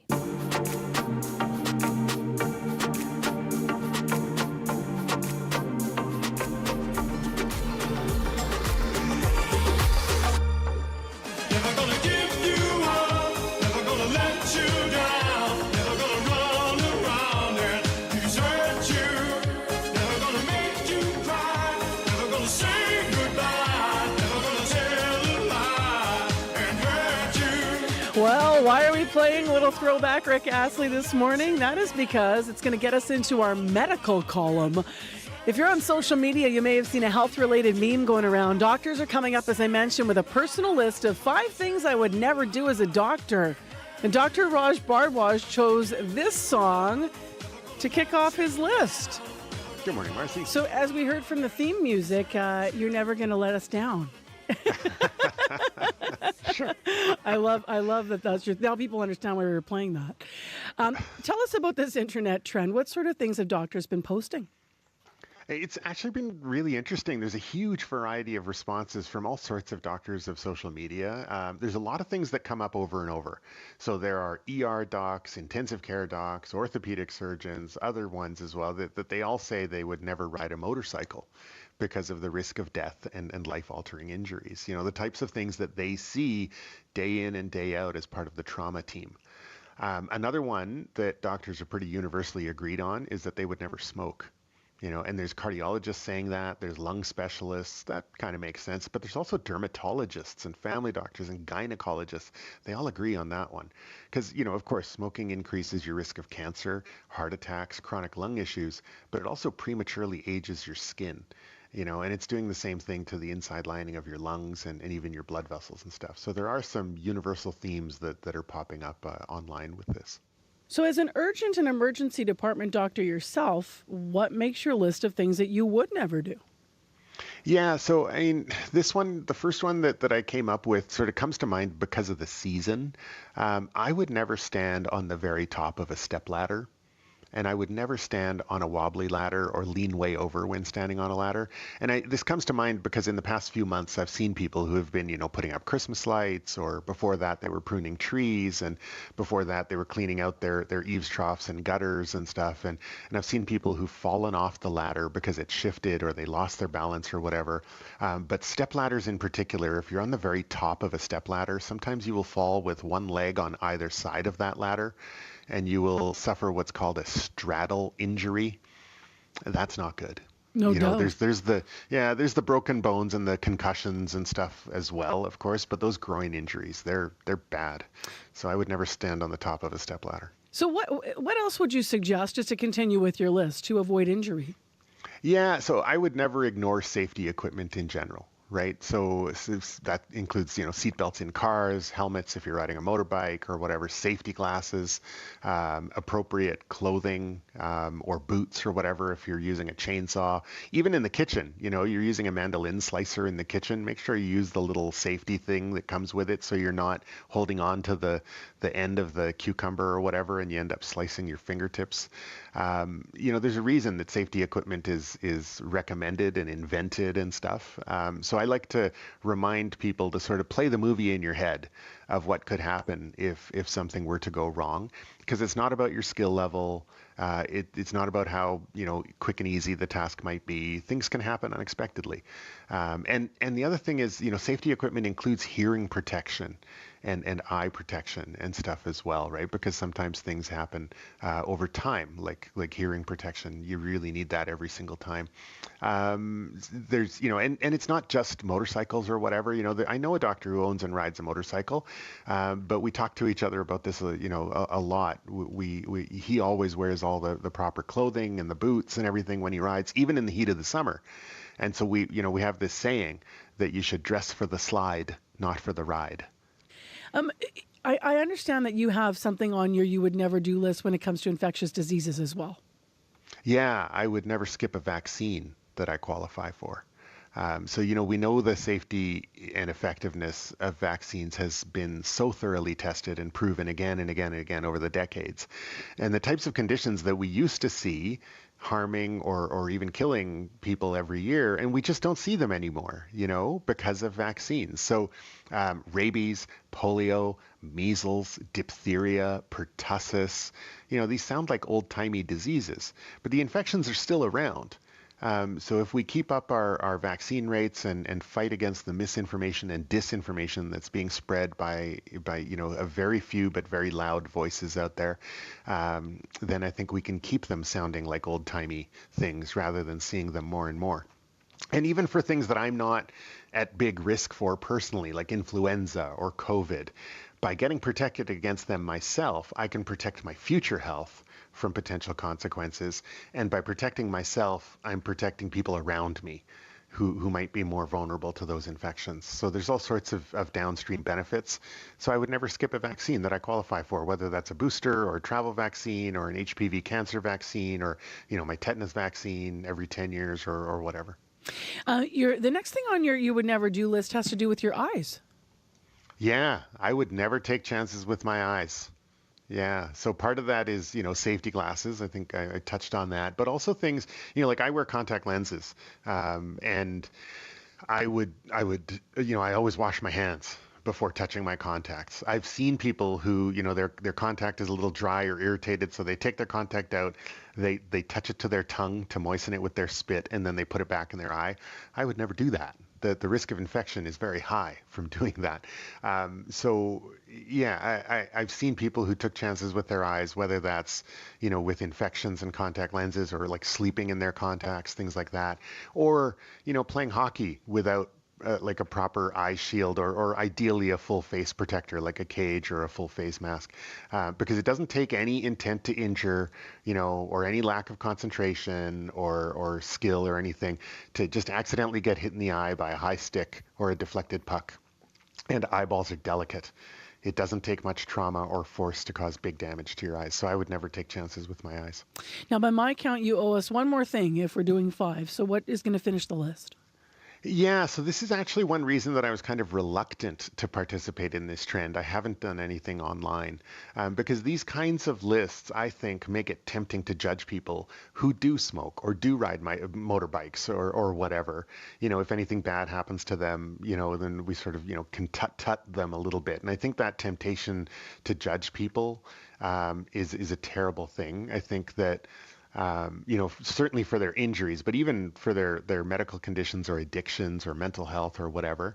So as a doctor, I would never judge or blame a patient or person for their physical or mental health, their injuries, their medical conditions.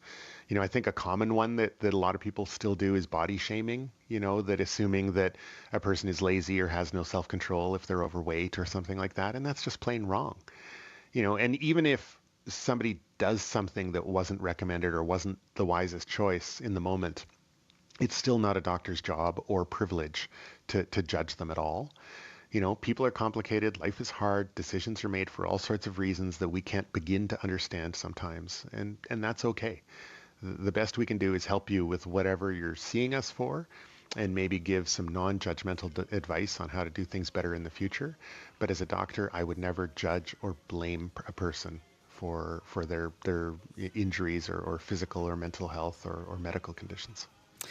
Good list, Dr. Bardwash. Thanks for sharing. Thanks so much. Have a great holiday season and a Happy New Year, and I will talk to you in a couple weeks. Okay, absolutely. Happy New Year to you too. Thanks. Yeah, we're going to rickroll you. We can't resist.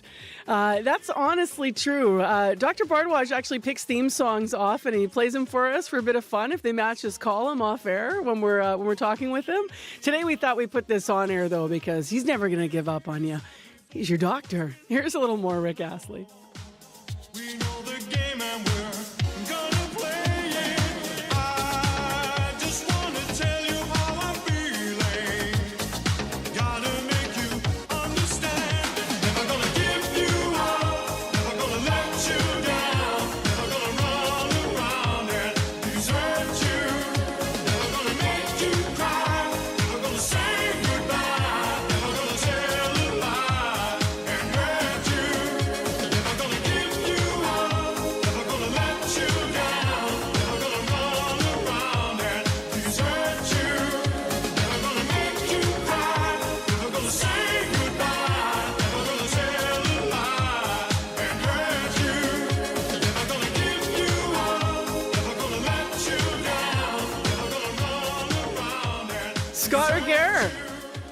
I promise you, I am not thinking about my high school graduation with the teal cummerbund and bow tie and frosted tips. I promise you, I am not thinking about any of that right now. Oh, please send us photos. Not a chance in you know what. You had me at frosted tips, man. In 1993, my friend and I went to Mexico. We were in a resort, and that song was already a little bit old then, but they were busting it out, and people were doing some kind of strange line dance. And that is all I think about every time I hear Rick Astley. Awkward dancing is just, it fits it somehow. All right, let's talk sports. That's why you're here. Led by the usual suspects, the Jets did beat San Jose last night.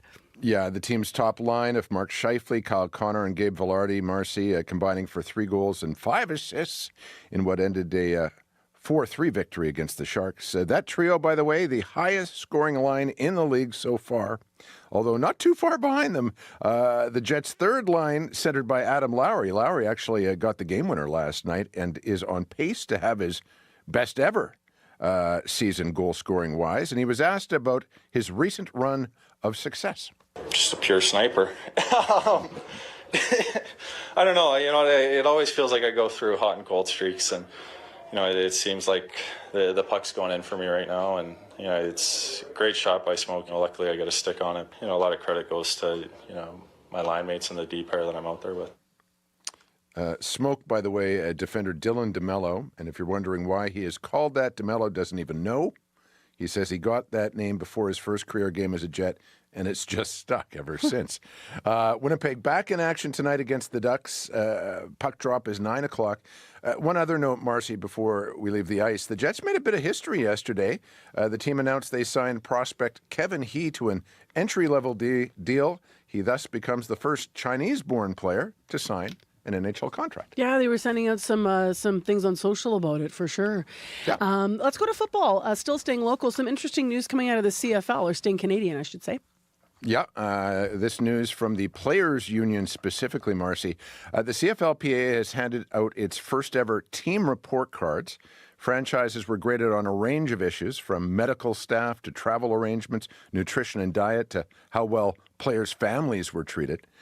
There were 8 categories in total, and the Saskatchewan Roughriders were top of the class, earning a couple of A's and a slew of B's. The Edmonton Elks received the worst grades, with multiple D's and even a couple of fails. Those F's came in how training camp was conducted and in diet and nutrition. Apparently cold pizza, the standard meal for Elks players following games. Interim head of the Players Association, Peter Diakowski, had this to say about the importance of these report cards. Primarily, our motivation is for the players, of course, but improving the conditions for the players is going to improve your output on the field. It's going to make the league a better product. It's going to make the league more successful. Okay, now as for the most successful team in the league of late, the Bombers, who of course have made 5 straight Grey Cup appearances, they earned 3 Bs, and the rest were C's, if I'm getting that right. So, middle of the road. One area of concern for one of the survey respondents was travel. This is what he said. I believe we have a very poor travel out of Winnipeg for away games. We are placed in a very small transport plane with limited seating and very little leg room. We are fed cookies and goldfish crackers and chips. It's very uncomfortable, and everybody I know on the team dreads the away games. So that's an anonymous respondent on the Bombers. But one other player said this is the best organization, and I cannot be happier to be here. Go Bombers. Interesting, this survey. Yeah, really interesting. Yeah. Kind of gives you a glimpse into things you wouldn't think about either, right? Yeah. Let's finish with the NBA, where a championship of sorts was awarded last night. Yeah, so this is what's being dubbed the NBA Cup. It's an in-season tournament that's in its second year of existence. If you're a Raptors fan, Marcy, since that team's been, well, let's face it, lousy of late, you might not have realized the NBA Cup was going on if it wasn't for those elaborately painted floors the league is using to distinguish tournament games. Yesterday's final was won by Milwaukee over Oklahoma City. Bucks coach Doc Rivers says he was impressed with the turnout in Las Vegas. Listen, I was proven wrong in a very good way. I was worried that if a LA team wasn't in the Cup, we couldn't get enough people in the crowd.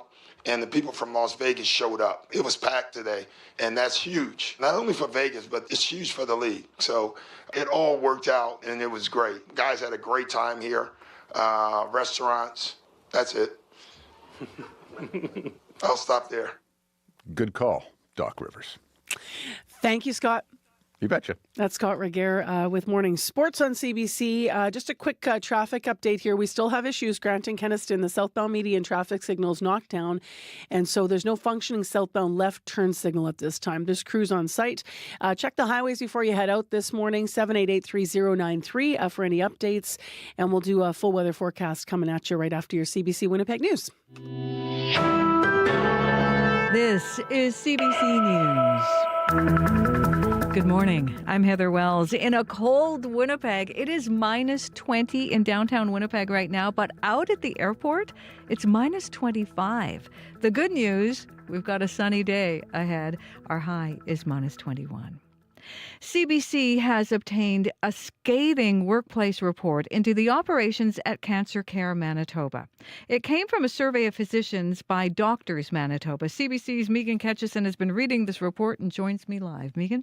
Well, a toxic workplace, high levels of burnout, and a culture of favoritism.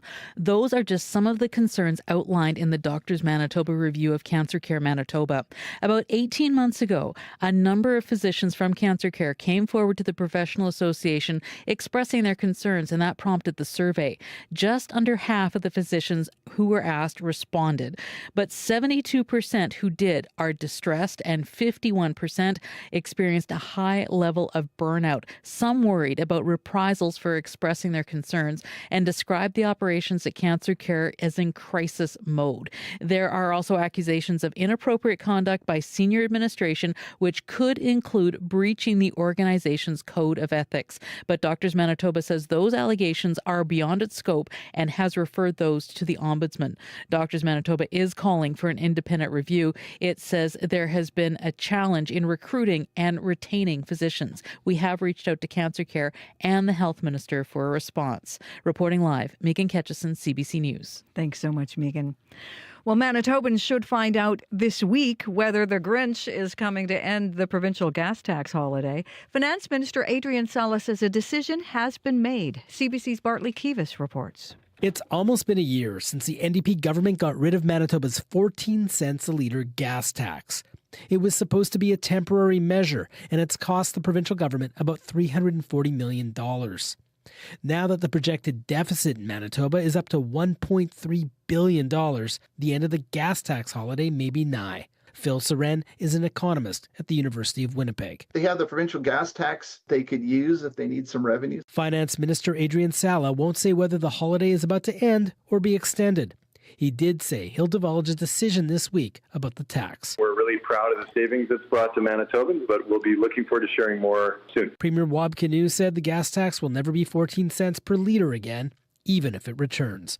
Bartley Kivas, CBC News, Winnipeg. An outreach organization known for serving people on the other side of the Red River is expanding into downtown Winnipeg. St. Boniface Street Links has partnered with a private property owner to house people experiencing addictions and homelessness. Devani Hudson and her partner Dwayne have moved into the apartment block on Fountain Street. Before that, they were living in encampments. It feels amazing, like being sober. It feels like more doors are being opened for us and like more better opportunities. We get a chance. Get a second chance at life. The apartment complex offers drug-free transitional housing for people leaving the organization's temporary bed space. It will have a drug stabilization center along with cameras, security, and StreetLink staff on site. Justin Trudeau is giving no signs he plans to resign. The Prime Minister was a no-show on Parliament Hill yesterday, but in a speech last night at the Liberal caucus holiday party, Trudeau downplayed infighting among the Liberals. Like most families, sometimes we have fights around the holidays.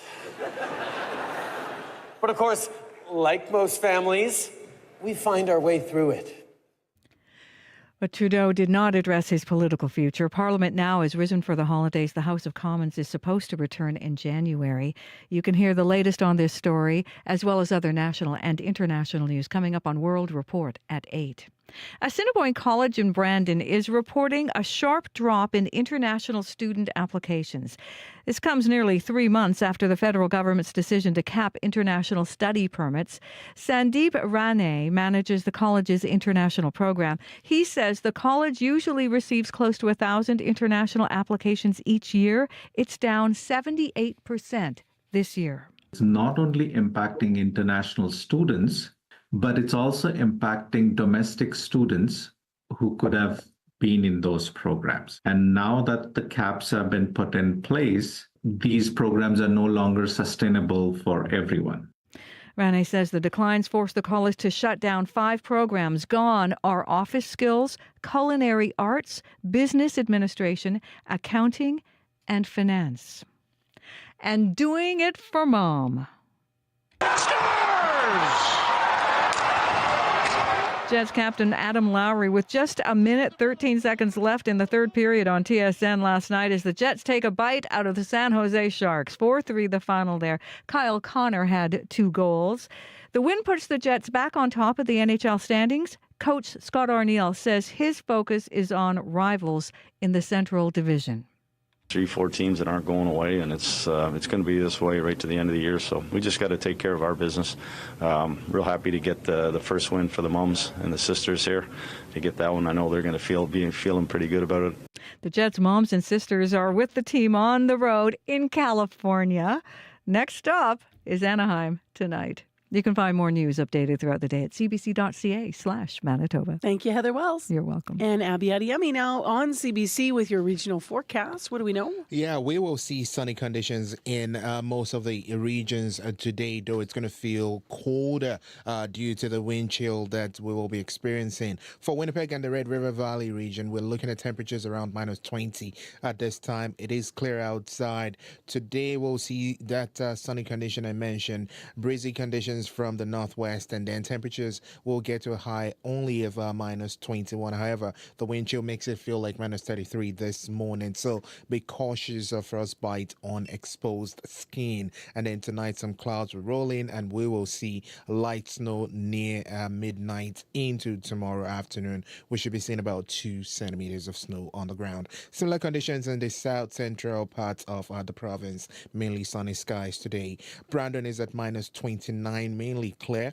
We will see sunshine followed by some clouds rolling in the afternoon. Winds will be light, then it's going to be shifting to the east as you get closer to your the noon period. The high will be around -19 today. Though the wind chill for folks in Brandon, it will feel like -39 this morning, so you want to prepare accordingly. In the Parkland region, we're seeing Dauphin around -27.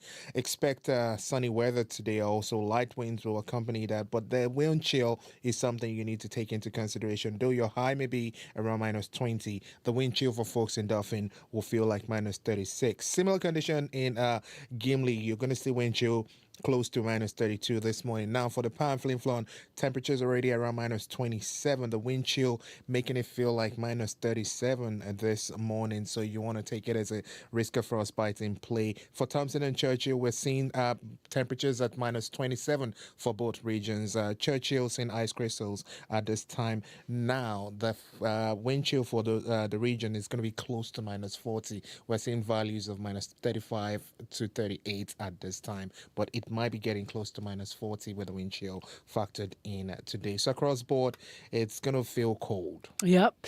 And it's going to fog up your glasses, but you have this crazy cool little gadget that'll fix things if you want to wipe them off. This is my time of the year of talking about underrated, gadgets that people never talk about. Okay, like little things that can improve your life. Last year, it was the air fryer for me. Oh, yeah. Well, that's a bigger thing that could maybe not improve your health, but it might improve your life. Okay. But this year, it's the eyeglass lens cleaner. Okay, so usually I have a cloth to yeah, with the cloth, you can't really clean the lens. You still find it hard to get to those little corner. Yeah. But then I was just looking at text online, and this item is like just somewhere number 20. I'm like, no, this is like number 1 on my list because you don't need to like struggle with a cloth. It's got this carbon microfiber thing at the tip, and you just clip it on both sides of the lens, and it's like your personal windshield. I didn't know what it was at first. When you were using it, it looked like a pair of tweezers. Yeah. Right? Oh, there, you've got it to show. So it looks like a pair of tweezers, but it's like a little bit bigger, like the size of a Swiss Army knife or something like that, right? And then it's basically like you clamp both sides around the lens. It grabs the lens in a way. Like, tongs. That's like the word I'm tongs, looking exactly. for. Like tongs. They're like mini little tongs. And then they've got the wipey things on the end. Yeah. I think it's like the Gadgets. best invention ever for me for 2024. Yeah. Something simple that doesn't need a battery. I know. Right? In a moment, we're going to hear about something much more high-tech than that, even though I love that, because we're going to take you to RRC where they are doing something special with a robot dog. And it's not just for fun. So we're going to hear all about that. But first, actually, we have left May McKillop hanging here while we've been talking about all these things because you're I here gotta for traffic. say, as Abby was explaining this before he brought out the tongs, the tiny tongs, I just pictured little windshield wipers on your glasses, and that's the gear I want. That's the tech future I'm looking for. And that's what it looks like. Yes. I want a tiny little guy that sits on my shoulder and then he comes out with a little a mini There you squeegee. are. Deet, deet, deet, like they do in your And whispers getting nice gas. things in your ear. I don't think they make that. A tiny yet. little miniature Not yet. Smurf that would do that. Well, a Smurf would be 3 apples tall. I need a tinier person. They have to live in your ear or something. I'm writing a kid's book as we speak, I think. This is what we're doing now. You've been checking traffic. What's up? Well, the windshield wipers are on out in the city today. I've gotten a couple calls. Lorenzo called to let us know about a stalled car on southbound Osborne just before Stradbrook. It's blocking the curb lane. No big delays there, but just be aware for that area. There's a potential to get backed up. As well, we've been reporting about traffic lights knocked down at Grant and Kenniston. There's no southbound turning signal, which means northbound and southbound median lanes are blocked, but there are repair crews on site. And just a reminder to our listeners that the residential parking ban starts tonight at 7 o'clock until 7 a.m. and that runs overnight for the next few days until Saturday. So check the Know Your Zone app if you want to know if you are in the area that is getting cleared. Anything else that's happening out on the road, if you want to let us know, give me a call, 204-788-3093. And make friends with someone so you can move your car there. Yes. Right? Yes. I remember always. living in an apartment and that was always such a thing, right? Mm-hmm. I'd go to my in-laws a few streets over and have to leave the car so it wouldn't get towed. It's a lot of planning, actually. This is why it helps to know your neighbors. Exactly. 100%. And know your zone. So thank you, May. It is 7:42 a.m. on 89.3 FM, 990 a.m. on the app and YouTube. Well, let's get to that robot dog, shall we? Photon is the dog's name. And he might be a builder's best friend because Photon, the robo-dog, is revolutionizing the building industry. Photon's silver. He's about 18 inches tall. He's got 4 long, skinny legs and like a spinning turret on his nose that shoots out these green lasers. CBC's Jim Agapito met Photon and has visited RRC's Polytech's Building Efficiency Technology Access Center, and he learned more about the robotic animal wonder. Meet Photon, the robot dog. And while he can do some cool tricks and entertain a crowd, he serves a way more important purpose. His skills were on display at RRC Polytech's Building Efficiency Technology Access Center. Research technologist Hamza Mustafa is one of Photon's trainers. What we're using it for is digital twins. So for instance, when we do an airtightness test for a commercial building, we sit down by the front door, we run the fans, we pressurize, depressurize the building. We tell the dog, go look for a leak. And the dog will walk around, look at the pictures, thermography and acoustic cameras, and tell us, well, there's a leak right there, record it, comes back to us. And it was just recently used in a hazardous building in Brandon. We had an old asylum building, the hospital. We were in the attic, and one of the attic spaces was very dusty, very hard to get. So we sent the dog in. And we can navigate from about 200 meters without being near it. So we were sitting down in a safe zone, masks on, robots in there getting all dusty and running through stuff. Mustafa says that's a positive change, considering it's saving time and money and keeping people safe. The programming for the sensors, for the thermography and stuff, that is projects for students at Red River. So some students at ACE Project Space will be programming those sensors to communicate with the dog to relay that information back to us. And that has RRC student Camilo Esteban Yarmilo Buccelli excited about the potential Photon can have on building efficiency. For graduating, they ask us to come up with a final project. This first step will be including one of the accessories into the Photon dog. It will be including a 360 lidar camera that could map buildings from inside and could export 3D models into a computer, a Unity project, or something similar. It costs RRC $6,000 to buy Photon. And that's pretty cheap, considering how much it would cost the same crew to do the same mapping job. Plus, Photon can carry up to 20 kilos and go up 3 meters a second. With the dog, we're gonna have an accurate way of modulating and modeling the buildings inside in a 3D version. That way we can locate air leaks as well as acoustic leaks. So what's the upside to using Photon? People are getting more interested because they see the potential, but also they see the efficiency that it's providing and the amount of data that it's going to provide. And that is extraordinary because the more data we can feed our computers for helping reduce the amount of energy we use to get to that 2030 mark, it's robotics. It's through AI and machine learning. It's not through just building and retrofitting buildings. Proof you can teach an old dog new tricks. Jim Agapito, CBC News, Winnipeg. If you're watching our live YouTube of the show this morning, then you saw how cool that dog is. Like, wow, how far tech is coming and has come and how far it's going, right? If you want to see the video and you missed it, you can also visit our YouTube page. So youtube.com/CBC/CBC Manitoba to check out Photon in action. Very cool. It is 7:46 a.m. on 89.3 FM, 990 a.m. on the app and YouTube. In a few minutes, we're going to hear what Winnipeggers had to say when we asked them whether or not they think the Prime Minister of Canada should leave, should step down. So stay tuned. We'll have that and some analysis coming up. Right now, though, we have some seasonal music from William Prince. For many people, Christmas is peak nostalgia time.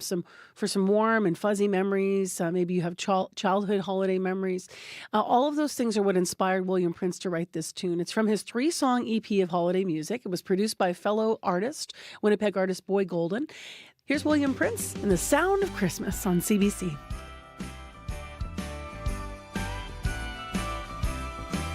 That's the sound of Christmas. Gather round, it's Christmas. One day soon we're gonna miss this sweet sound of Christmas. Mama's in the kitchen yelling, get out the way. Dinner's almost ready, hide those candy canes.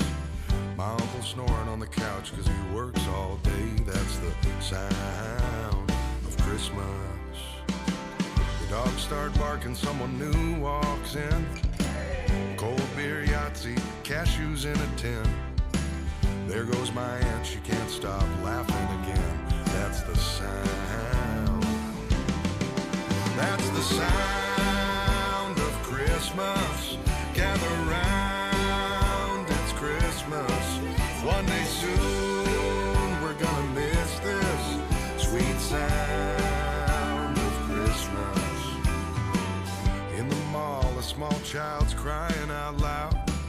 Carols playing over a noisy crowd. Can't go up cause the escalator's down.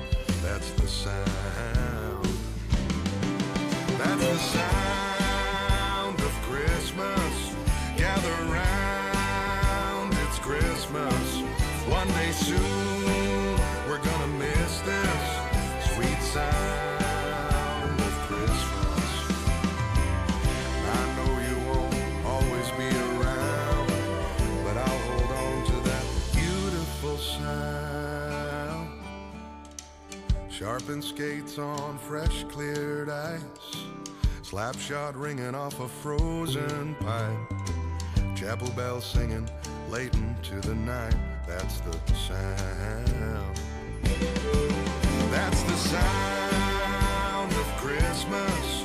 Gather round, it's Christmas. One day soon we're gonna miss this sweet sound of Christmas. That's the sound. I love that he fit in something about it, cashews in a tin, into a Christmas song. Classic.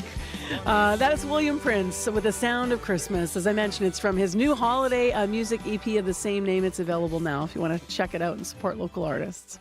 It's 11 minutes now to 8 o'clock on 89.3 FM, 990 AM on the app and on YouTube. I want to mention a feature interview we have coming up after 8 o'clock on the program. A grieving mother is turning her pain into power and advocating on behalf of those who live with addiction. So we'll have a feature interview with her coming up after 8 o'clock on Information Radio as she shares what happened in her family. So stay tuned.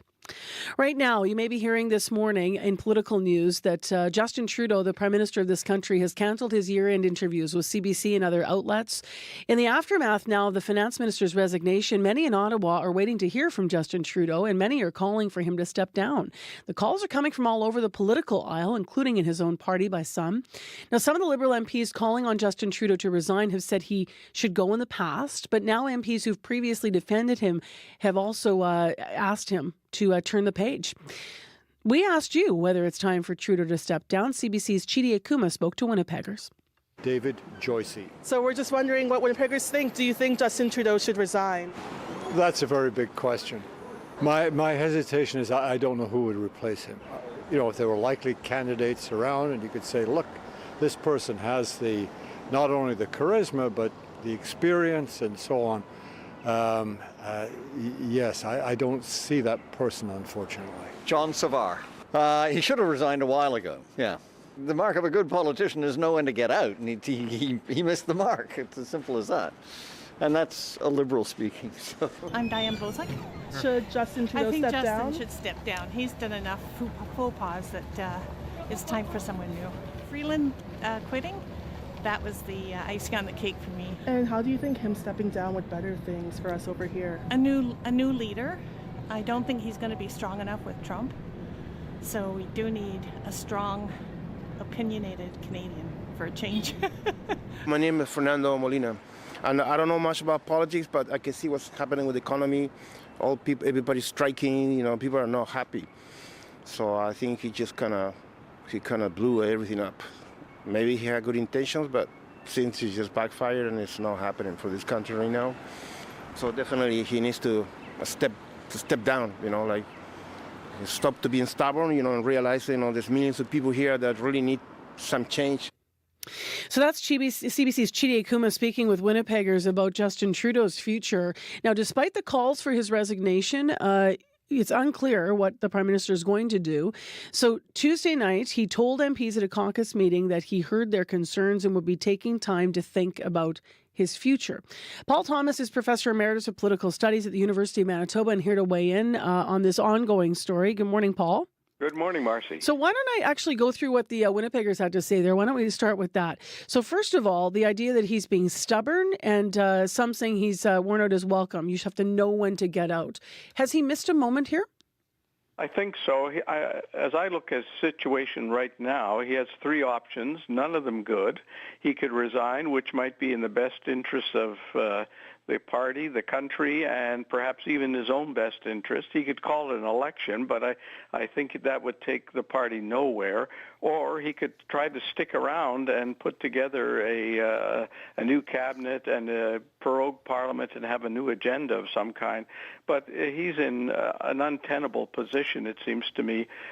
He's kind of a political ghost already, and he lacks credibility both domestically and bilaterally with the incoming Trump administration. So that was the second thing I was going to pull out from what the listeners said there, Winnipeggers said there to Chidi, that they don't think he's strong enough. I just wrote this down directly. They do not think, that person didn't think he's strong enough to go up against Trump.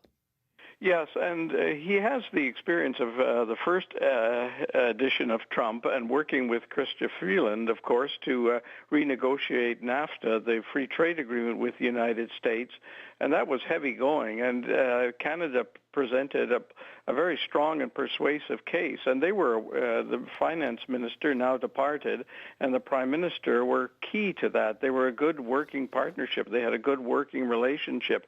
So with the current cabinet lineup, there's no one, I think, that has the same credentials and experience to represent Canada forcefully in dealing with this cross-border threat of tariffs. And in fairness, who knows what will work with President-elect Trump? Obviously, he was fair point, yes. Tweeting this week about Chrystia Freeland and yes. calling her toxic, quote unquote.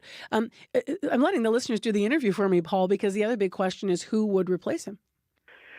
Yes, now they've got several cabinet ministers doing double or triple duty, and so they're all loaded up with heavy, big jobs, difficult, tough jobs that just wear you down and make you prone to mistakes. This is not anywhere close to being a good situation from the government as a whole standpoint. So getting your act together, Dominique LeBlanc is probably Trudeau's strongest ally and closest friend within the cabinet.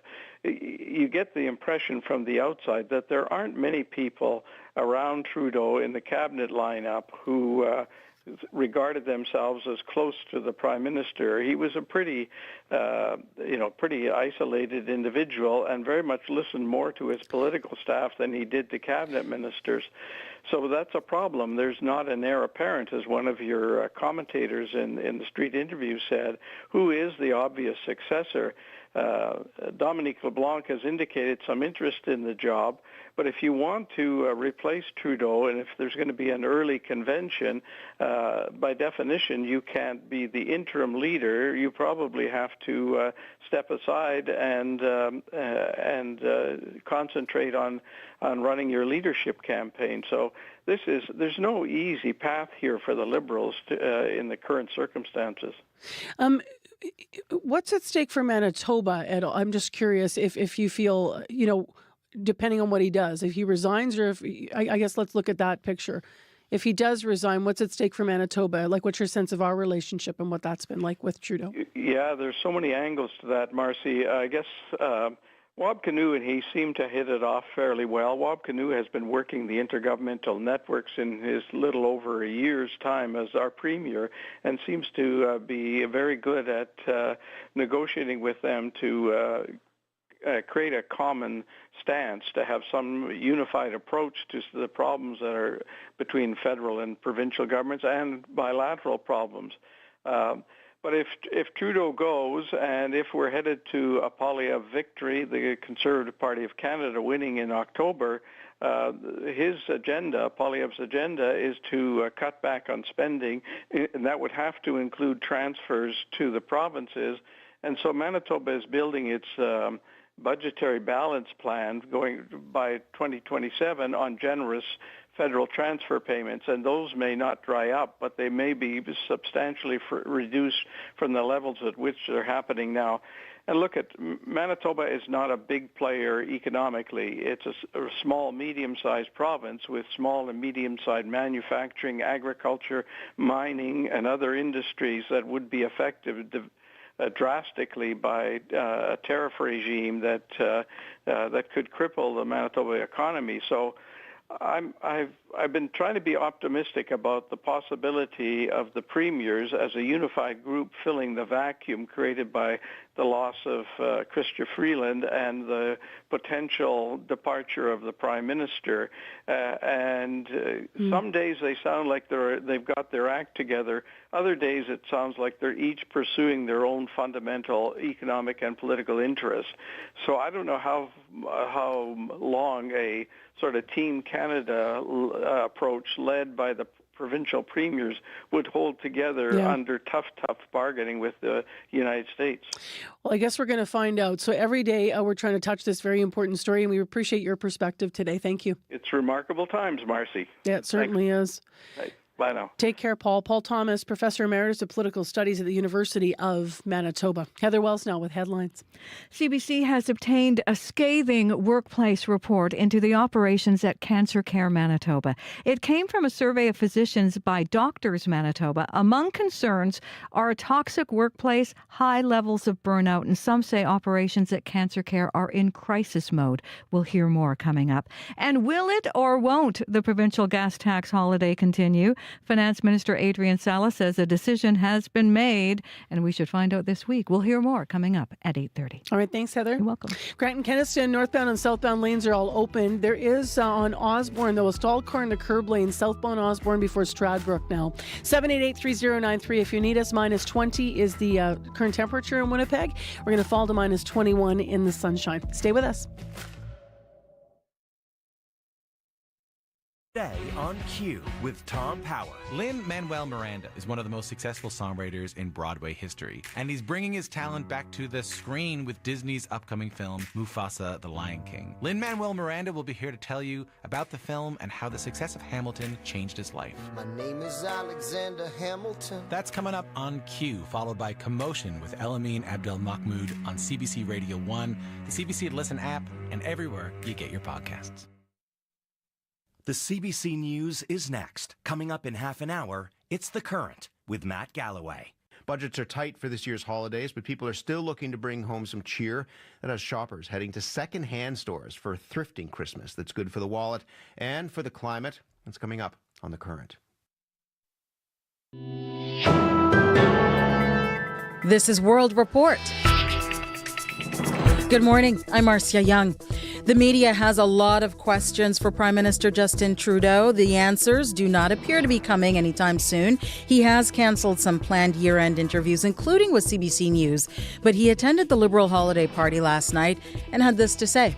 That's what we really are, a big family. Now, like most families, sometimes we have fights around the holidays.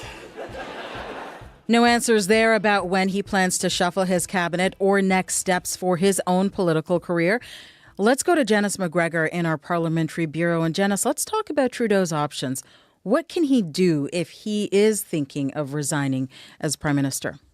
Marcia, being Prime Minister is a full-time, all-in job. You're either doing it or you're not. So if Justin Trudeau is, as several ministers and MPs have suggested this week, reflecting on what happened on Monday, and if he's having quiet conversations about stepping down, he can't do this in public without not only looking personally weak, but having a destabilizing effect on domestic party politics, as well as Canada's place in a current, very challenging geopolitical context. Stepping down is far more complicated for a head of government than an opposition leader. Do you go immediately? Would that risk creating some chaos?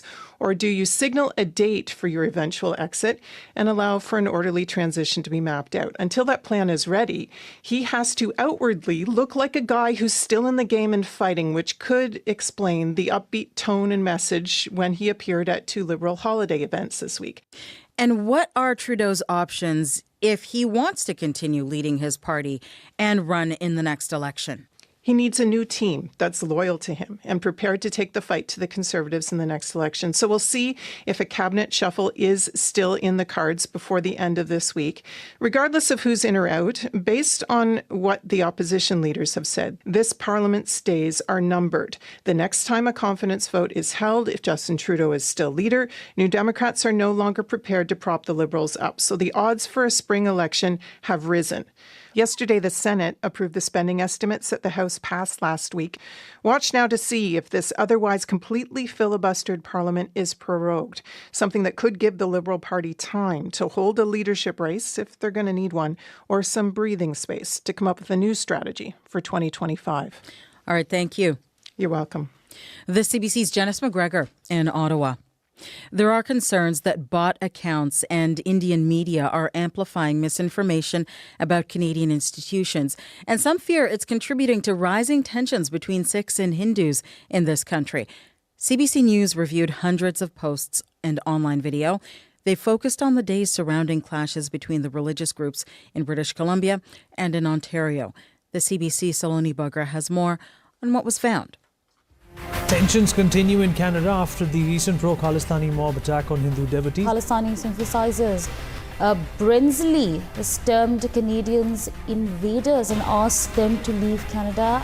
Canada features prominently on Indian news channels these days. Recent clashes outside Hindu and Sikh places of worship in Surrey, BC and Brampton, Ontario are a hot topic, but a lot of it is misinformation targeting Canadian politicians, the Sikh separatist Khalistan movement and the Punjabi Sikh diaspora. Global Affairs Canada says media outlets aligned with Indian Prime Minister Narendra Modi claim Trudeau's government is infiltrated by Khalistani extremists. Nilesh Bose teaches the history of modern South Asia at the University of Victoria. It makes it look as if everybody is constantly fighting each other and attacking each other. And in actual reality, there's much more friendship. CBC reviewed hundreds of online posts and videos from both critics and supporters of the Khalistan separatist movement in Canada and found bots significantly boosted misinformation posted by critics. It's Kristallnacht for Hindus in Canada. Daniel Boardman is with the right-wing news site National Telegraph. He often appears on Promo, the Indian news channels. His posts containing misinformation about the Khalistan movement were retweeted hundreds of times by suspected bot accounts in November alone. Listen, I have lots of followers on Twitter. Do some bots retweet me? Sure. As for Bose, he's worried all this could lead to more violence. One hopes that moving forward, that members of both religious communities find ways of speaking to each other outside of these heightened tensions. It's unclear who's operating the suspected bots. Saloni Bugra, CBC News, Toronto. A man from Uzbekistan has been charged in the killing of a top Russian general.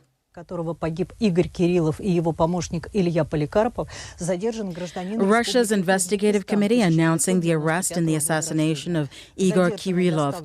The country's security service claims the accused says he was recruited by Ukraine. Kirillov was killed by a device detonated outside his apartment building yesterday morning. He was the head of Russia's nuclear defense forces. The day before his killing, Ukraine charged Kirillov with war crimes for using chemical weapons on the front lines of Russia's war. A British court has ruled police can seize more than £2.6 million in unpaid taxes from Andrew Tate and his brother. That is well over $4 million Canadian. Tate is an online influencer accused of hate speech and misogynistic comments. He has amassed a following of millions of people online, but has been banned from many platforms. The siblings are facing several human sex trafficking charges in Romania. Tate and his brother Tristan are also facing similar charges in the United Kingdom. Politicians in Newfoundland and Labrador are preparing to debate one of the most important agreements in the province's history. It's all about the Churchill Falls hydroelectric plant and a new interprovincial partnership. The deal involves an enormous amount of electricity and money, but as Terry Roberts reports, some people are anxious about signing on to a new deal. For over 50 years, Newfoundland and Labrador has been stuck in a binding, bad Churchill Falls contract. That's Premier Andrew Furey, the voice of a $300,000 government advertising blitz, trying to sell a proposed deal with Quebec to a skeptical public. More jobs and more money.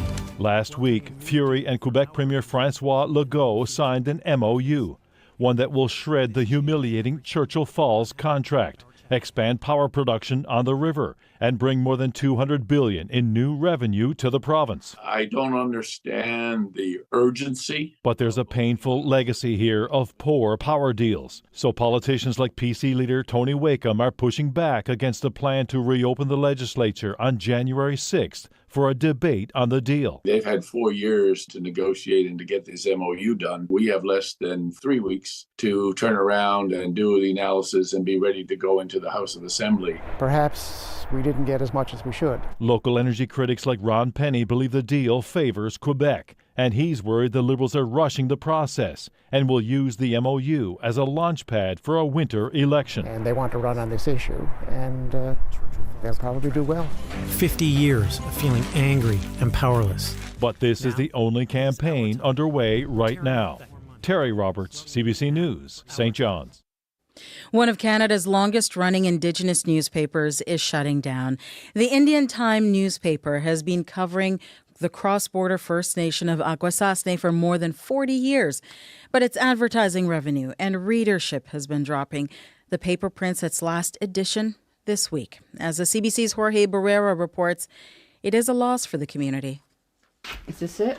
Volume 1, July 1st, 1983. Marjorie Skitters, the editor of Indian Time, digs through boxes and filing cabinets to find the very first edition of the newspaper. It's our history all right here. After over 40 years, Indian Time publishes its last edition Thursday. The newspaper that covers Akwesasne territory, which spreads across the Canada-U.S. border 120 kilometers west of Montreal, fell to the same forces tearing through media everywhere. A drop in ad revenue and readership. Who's going to come forward to replace that? Stephen Bonspiel publishes Kanewagi's Eastern Door newspaper, which covers the Mohawk community south of Montreal. He says the end of Indian Time has left Akwesasne's 23,000 residents in a news vacuum. Nobody wants to take on print in this day and age, Alex Jacobs helped launch the paper in 1983. The poet and iron worker says at the time, community members pushed for its creation. Why there was this interest and need and desire for a local paper.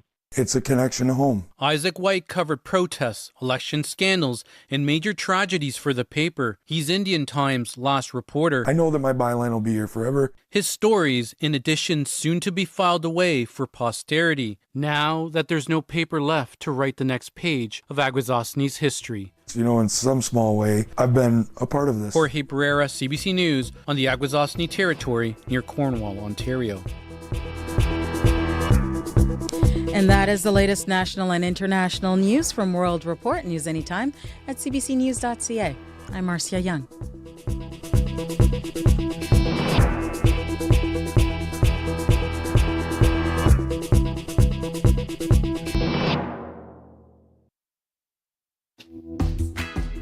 Good morning, Manitoba, and hello, Winnipeg. I'm Marcy Marcusa. This is Information Radio, here with our team live in downtown Winnipeg on the show. Thanks for joining us. Today's going to be clear and cold. Forecast in a moment. If you're a regular listener, we'll also update traffic and headlines as well. This half hour, we have a feature interview that is going to hopefully help some families in this province. That's at least the guest's intention, was sharing her very personal story. Angela LaValle's son died by accidental overdose last month. Angela will join us today to keep his dream alive, specifically his dream for better addiction services. So that story is coming up in this half hour of the show. Stay with us.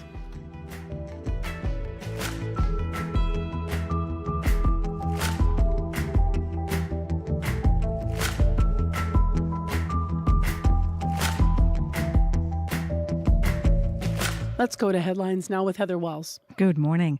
Well, CBC has obtained a scathing workplace report into operations at Cancer Care Manitoba.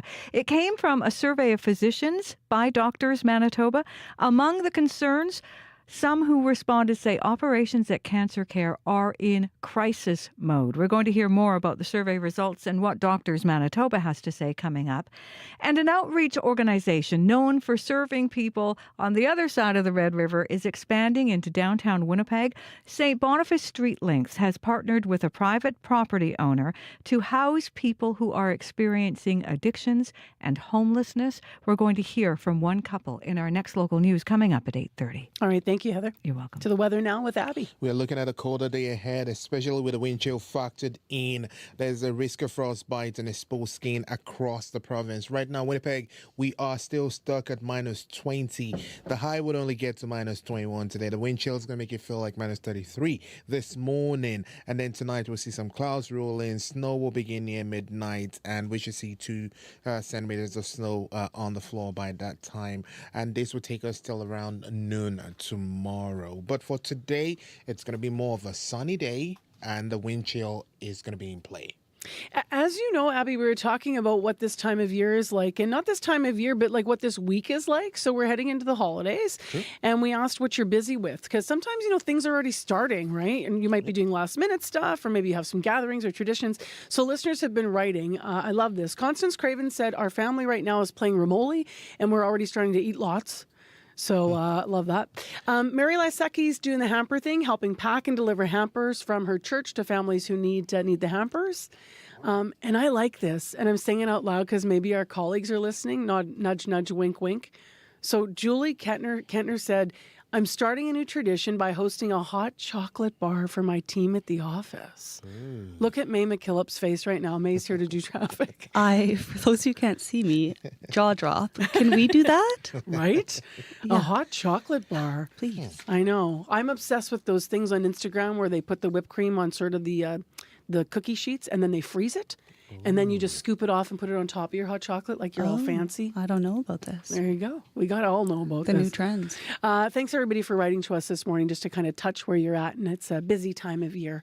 Right now, though, May is here to update some traffic notes. We had some earlier issues. One of them resolved. Yeah, so the traffic standard that is down. It's still down as far as we know, but crews are on site and the median lanes are open. I will say this traffic light that was knocked down is on Grant and Kenniston, so that area is opened up quite a bit now. We also got a phone call about a stalled car on southbound Osborne just before Stradbrook. Lorenzo called to say that there's a stalled car blocking the curb lane, but there weren't too many backups at the time, so hopefully that is taken care of. As well, just a reminder for our listeners that the residential parking ban starts tonight while snow is being cleared from residential streets and sidewalks, so that runs overnight from 7 p.m. until 7 a.m. from tonight until Saturday. So just a reminder to drivers to check the Know Your Zone app to see where the snow is being cleared in residential areas. Anything else happening out there? We got a little bit of time left in our show. Give me a call, 204-788-3093.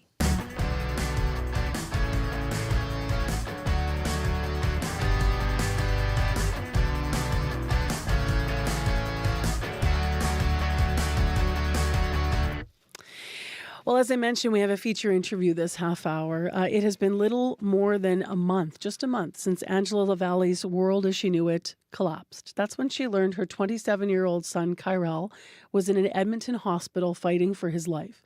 He had been found unconscious just hours after he'd been released from a detox center.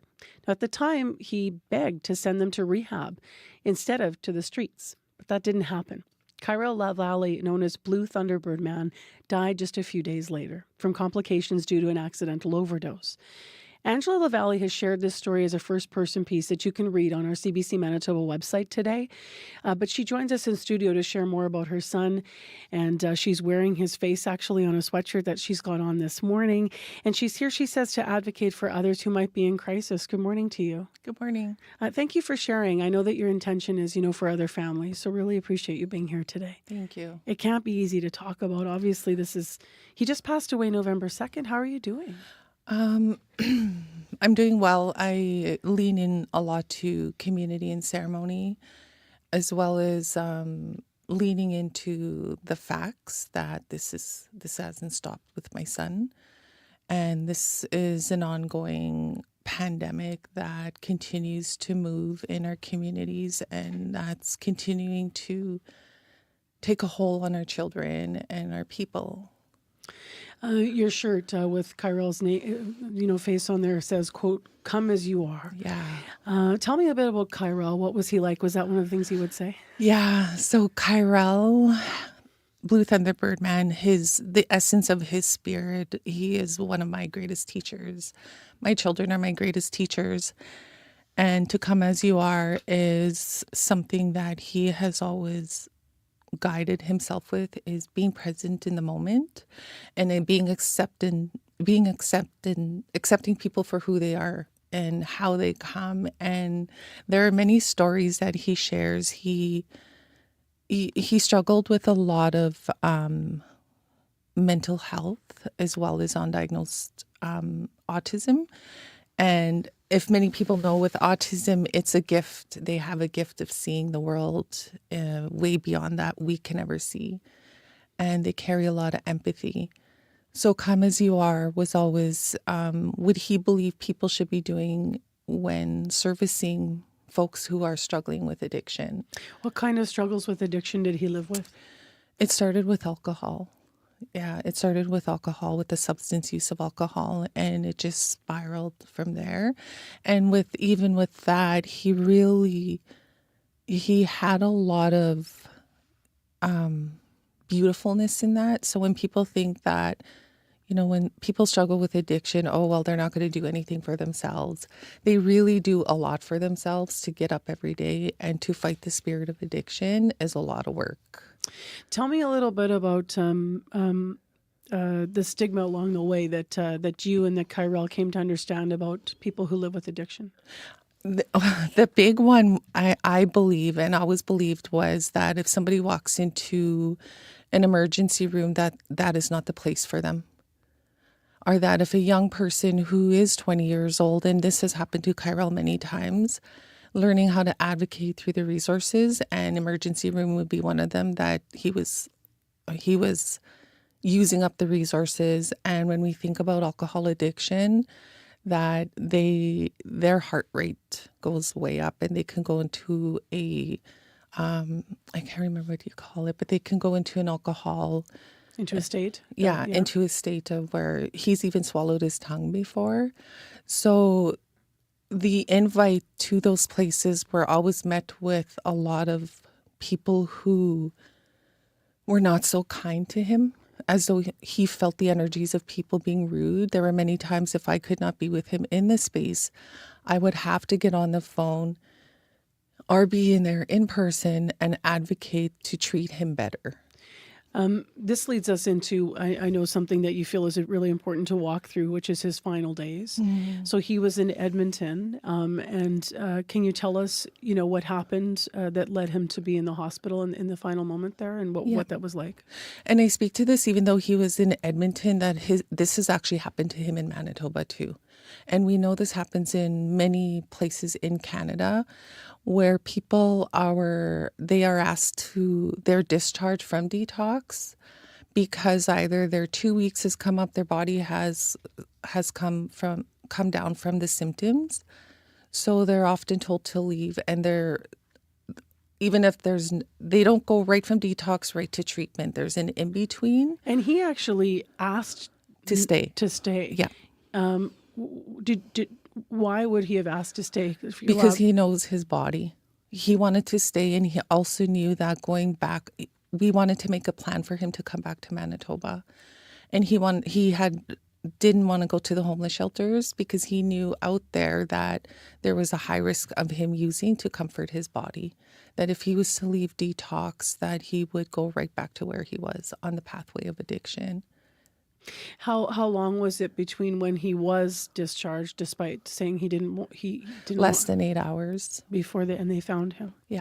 So they found him. He was taken into ICU at 6:20. I talked to my son probably about 11:30, and the last message he sent me, because at the time I was teaching, was 1:23 p.m., which would have been whatever time that is in Edmonton, and 6:20 is when he was taken into ICU, and they don't know how long he was. You write in your piece that ironically you say he finally received the compassionate care he was looking for, in his life when he was dying. What can you share about the care right at the end of his life? It was exactly everything he's ever wanted. And that, as beautiful as it was and heartbreaking it was, it almost soothed the wound of, knowing that's exactly what my son wanted, was to be treated with such tender and care, respect. The way the nurses talked to him was how I would talk to him. So in what way did they get past the stigma? Because you have examples you write in your piece that this was, what would have helped him in his life. Well, I know even having, accessibility to smudge, that was huge for my son. He really believed in the medicines, to be treated with such tender and care.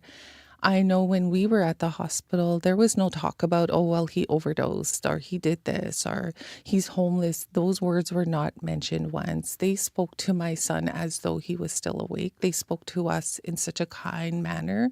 There were no restrictions on how many of us can be present with him. So it sometimes we get a feeling like we're walking on eggshells when we're supporting folks in the hospital, whether it be detox or treatment, or even when we sit in an emergency room, we're met with security guards. So there's a feel.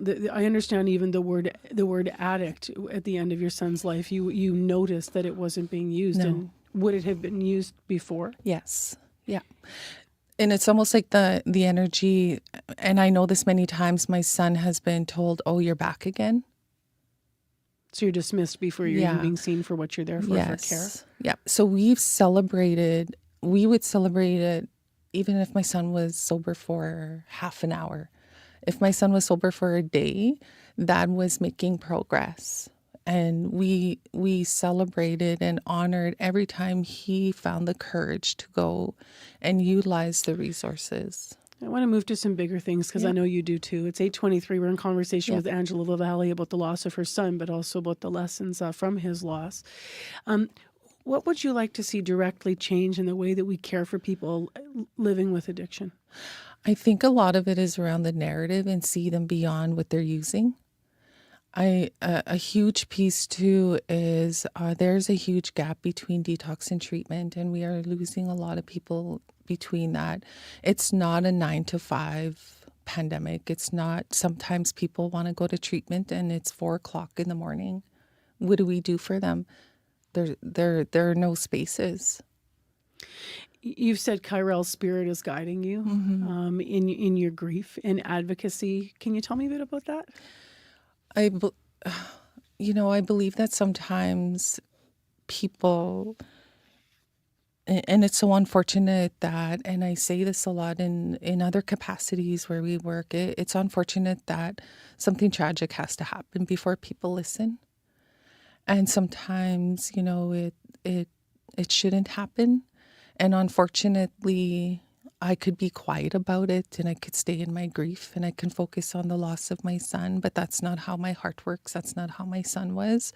We really look beyond our family and we look at community and we look at maybe tragic things that has happened to us as a family, and how can we use that to support other people is how we walk. And to focus on just my son would not be the right thing to do, because there are people out there right now who may be listening to this, who may not be listening to this, but who may be sitting at emergency right now and who may be in detox and who may be asked to leave right in this moment and have no place to go. And it's not that my son didn't have a place to go. It was advocating in those moments to say, can I go maybe when I have a safe plan set up? I can't express to you how powerful it is to hear you speaking about this. I'm so sorry for the loss of your son, Angela. Thank you very much for coming in. Yeah, thank you for inviting. Angela LaValle is with us this morning, a mother, grandmother, knowledge learner, and community heart helper, and talking about the loss of her son, and because she hopes it will help others. For more on her story, in her own words, she's written a piece about this. Please read it. It's on our website. It's at cbc.ca/Manitoba. And as Heather mentioned, we actually have news this morning about expanding services in our community for those living with addiction. So we'll have that story coming up in our news at 8:30.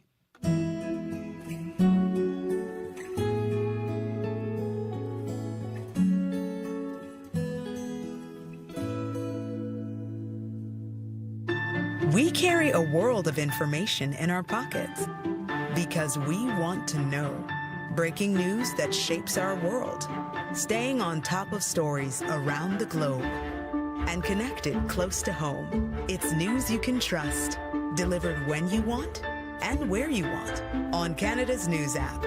Now with CBC Radio 1, local and live.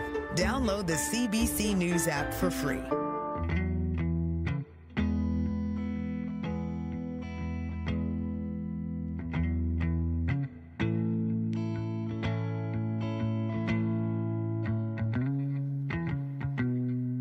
.27 a.m. on 89.3 FM, 990 a.m. on the app and YouTube. I'm Marcy Marcusa. Thanks for being with us today. Wednesday morning, clear and cold. -21 is what we'll have for a daytime high. News coming up here at 8:30 on the show. In traffic, call us if you see a problem, 788-3093. Highways could be a little slick in this wintry weather. Bit of tune now from Niall Segovia, who's been playing his song Hazy Days for many years. He's finally recorded it for his new EP. Here it is on 89.3 FM. Oh, Monday night's been so hard on my feet. Tuesday's come and gone, and those winter nights alone. I'm no longer stuck in this old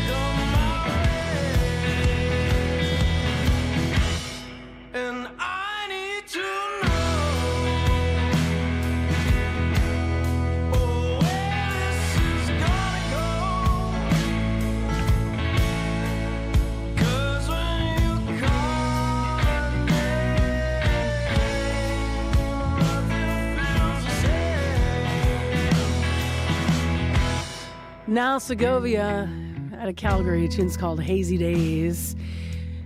Thanks for joining us. We're going to let this carry us right into your news. Time now is 8:30.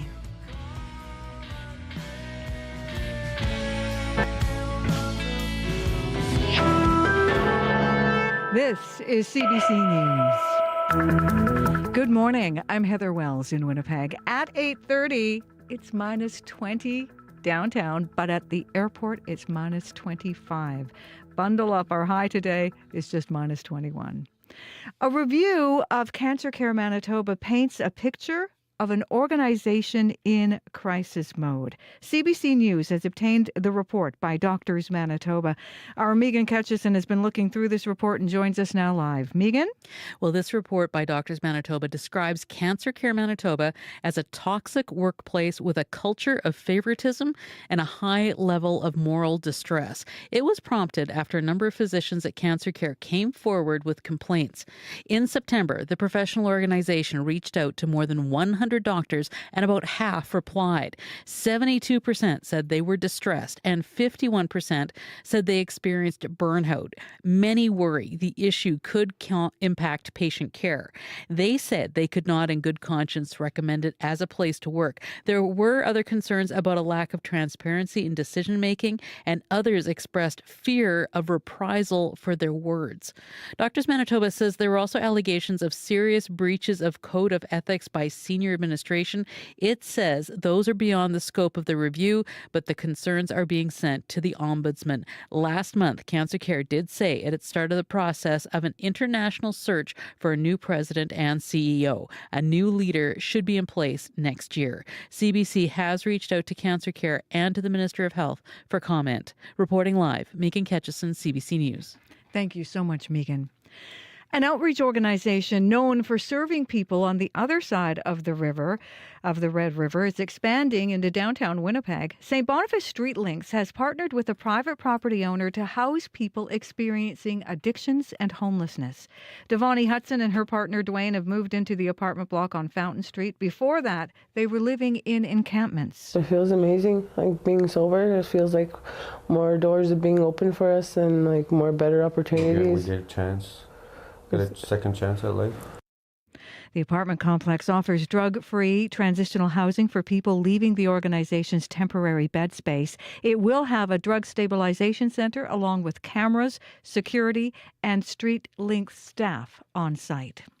Manitobans should find out this week whether the Grinch is coming to end the provincial gas tax holiday. Finance Minister Adrian Sala says a decision has been made. CBC's Bartlett Kivas reports. It's almost been a year since the NDP government got rid of Manitoba's 14 cents a litre gas tax. It was supposed to be a temporary measure, and it's cost the provincial government about $340 million. Now that the projected deficit in Manitoba is up to $1.3 billion, the end of the gas tax holiday may be nigh. Phil Soren is an economist at the University of Winnipeg. They have the provincial gas tax they could use if they need some revenue. Finance Minister Adrian Sala won't say whether the holiday is about to end or be extended. He did say he'll divulge a decision this week about the tax. We're really proud of the savings it's brought to Manitobans, but we'll be looking forward to sharing more soon. Premier Wab Kinew said the gas tax will never be 14 cents per litre again, even if it returns. Bartlett Kivas, CBC News, Winnipeg. Assiniboine College in Brandon is struggling after a sharp drop in international student applications. It comes after the federal government's decision to cap international study permits. Sandeep Rane manages the college's international program. He says the college has seen a 78% decrease in international applications. The confidence of the student and the parents is shaken because within a year, there are so many changes that have happened that a prospective student is doing a double take now. Rane says the decline in international students has forced the closure of the office skills, culinary arts, business administration, accounting, and finance programs. He says the reductions will have a long-term negative impact on the labor market and on the province's economy. Northern Manitoba's city's only weekly newspaper is folding after more than 60 years. The publisher of the Thompson Citizen confirms it will close. In the last 16 years, Manitoba's lost 31 news outlets. Only 11 have started up during that period. Dale Eisner, a former journalist and public policy analyst at the University of Regina, says small community newspapers track important social issues. Particularly for these cities of the size of Thompson are critical. In terms of the identity of the community. I mean, newspapers are what connect people to a community and reflect the shared interests. No word on why the Thompson Citizen will fold. 88 Manitobans have been named to the Order of Canada. Governor General Mary Simon announcing the appointments this morning. Among those named are 4 Winnipeggers. Disability rights activist Orland Arthur Backstrom, named as a member of the order. Also named as members, Winnipeg Free Press writer John Longhurst and Kenneth Mould, who works in veterinary care, and Scott Oak, former CBC sports reporter and an advocate for addictions recovery. You can see the complete list on our website and find more Manitoba news at cbc.ca/Manitoba. Thank you, Heather Wells. You're welcome. Heather Wells. And you can catch us in Joni Nicolo in our news department. Thanks to the producers, associate producers who are directly involved in content today. Jim Agapito, Donna Carrero, and Chidi Akuma. Donna is, of course, a producer. Jim, reporter. Chidi, an associate producer. Thanks to our larger team in our current affairs unit and our leaders in unit, Leif Larson and Nellie Gonzalez. And, of course, I'm not here without the live team. So, May McKillop and Kevin Ipatebo and Abby Adiyemi. May, you go first. We got a traffic note to update. I'll just give a quick few updates. Lajamodier and Elizabeth, there is a collision. So the northbound shoulder and curb lanes are blocked. Expect delays for northbound Laj as well. There's a stalled car on southbound Osborne just before Stradbrook. And a reminder that the residential parking ban starts tonight at 7 p.m. Yeah, pay attention to that, folks. Move your cars. You're going to get snowed in, plowed around, all that stuff, or towed. Abby? Yeah. Chilly day across the province. That's all I'm saying. Good way to end the show. Take care of you well, everybody. We'll talk to you again tomorrow on CBC.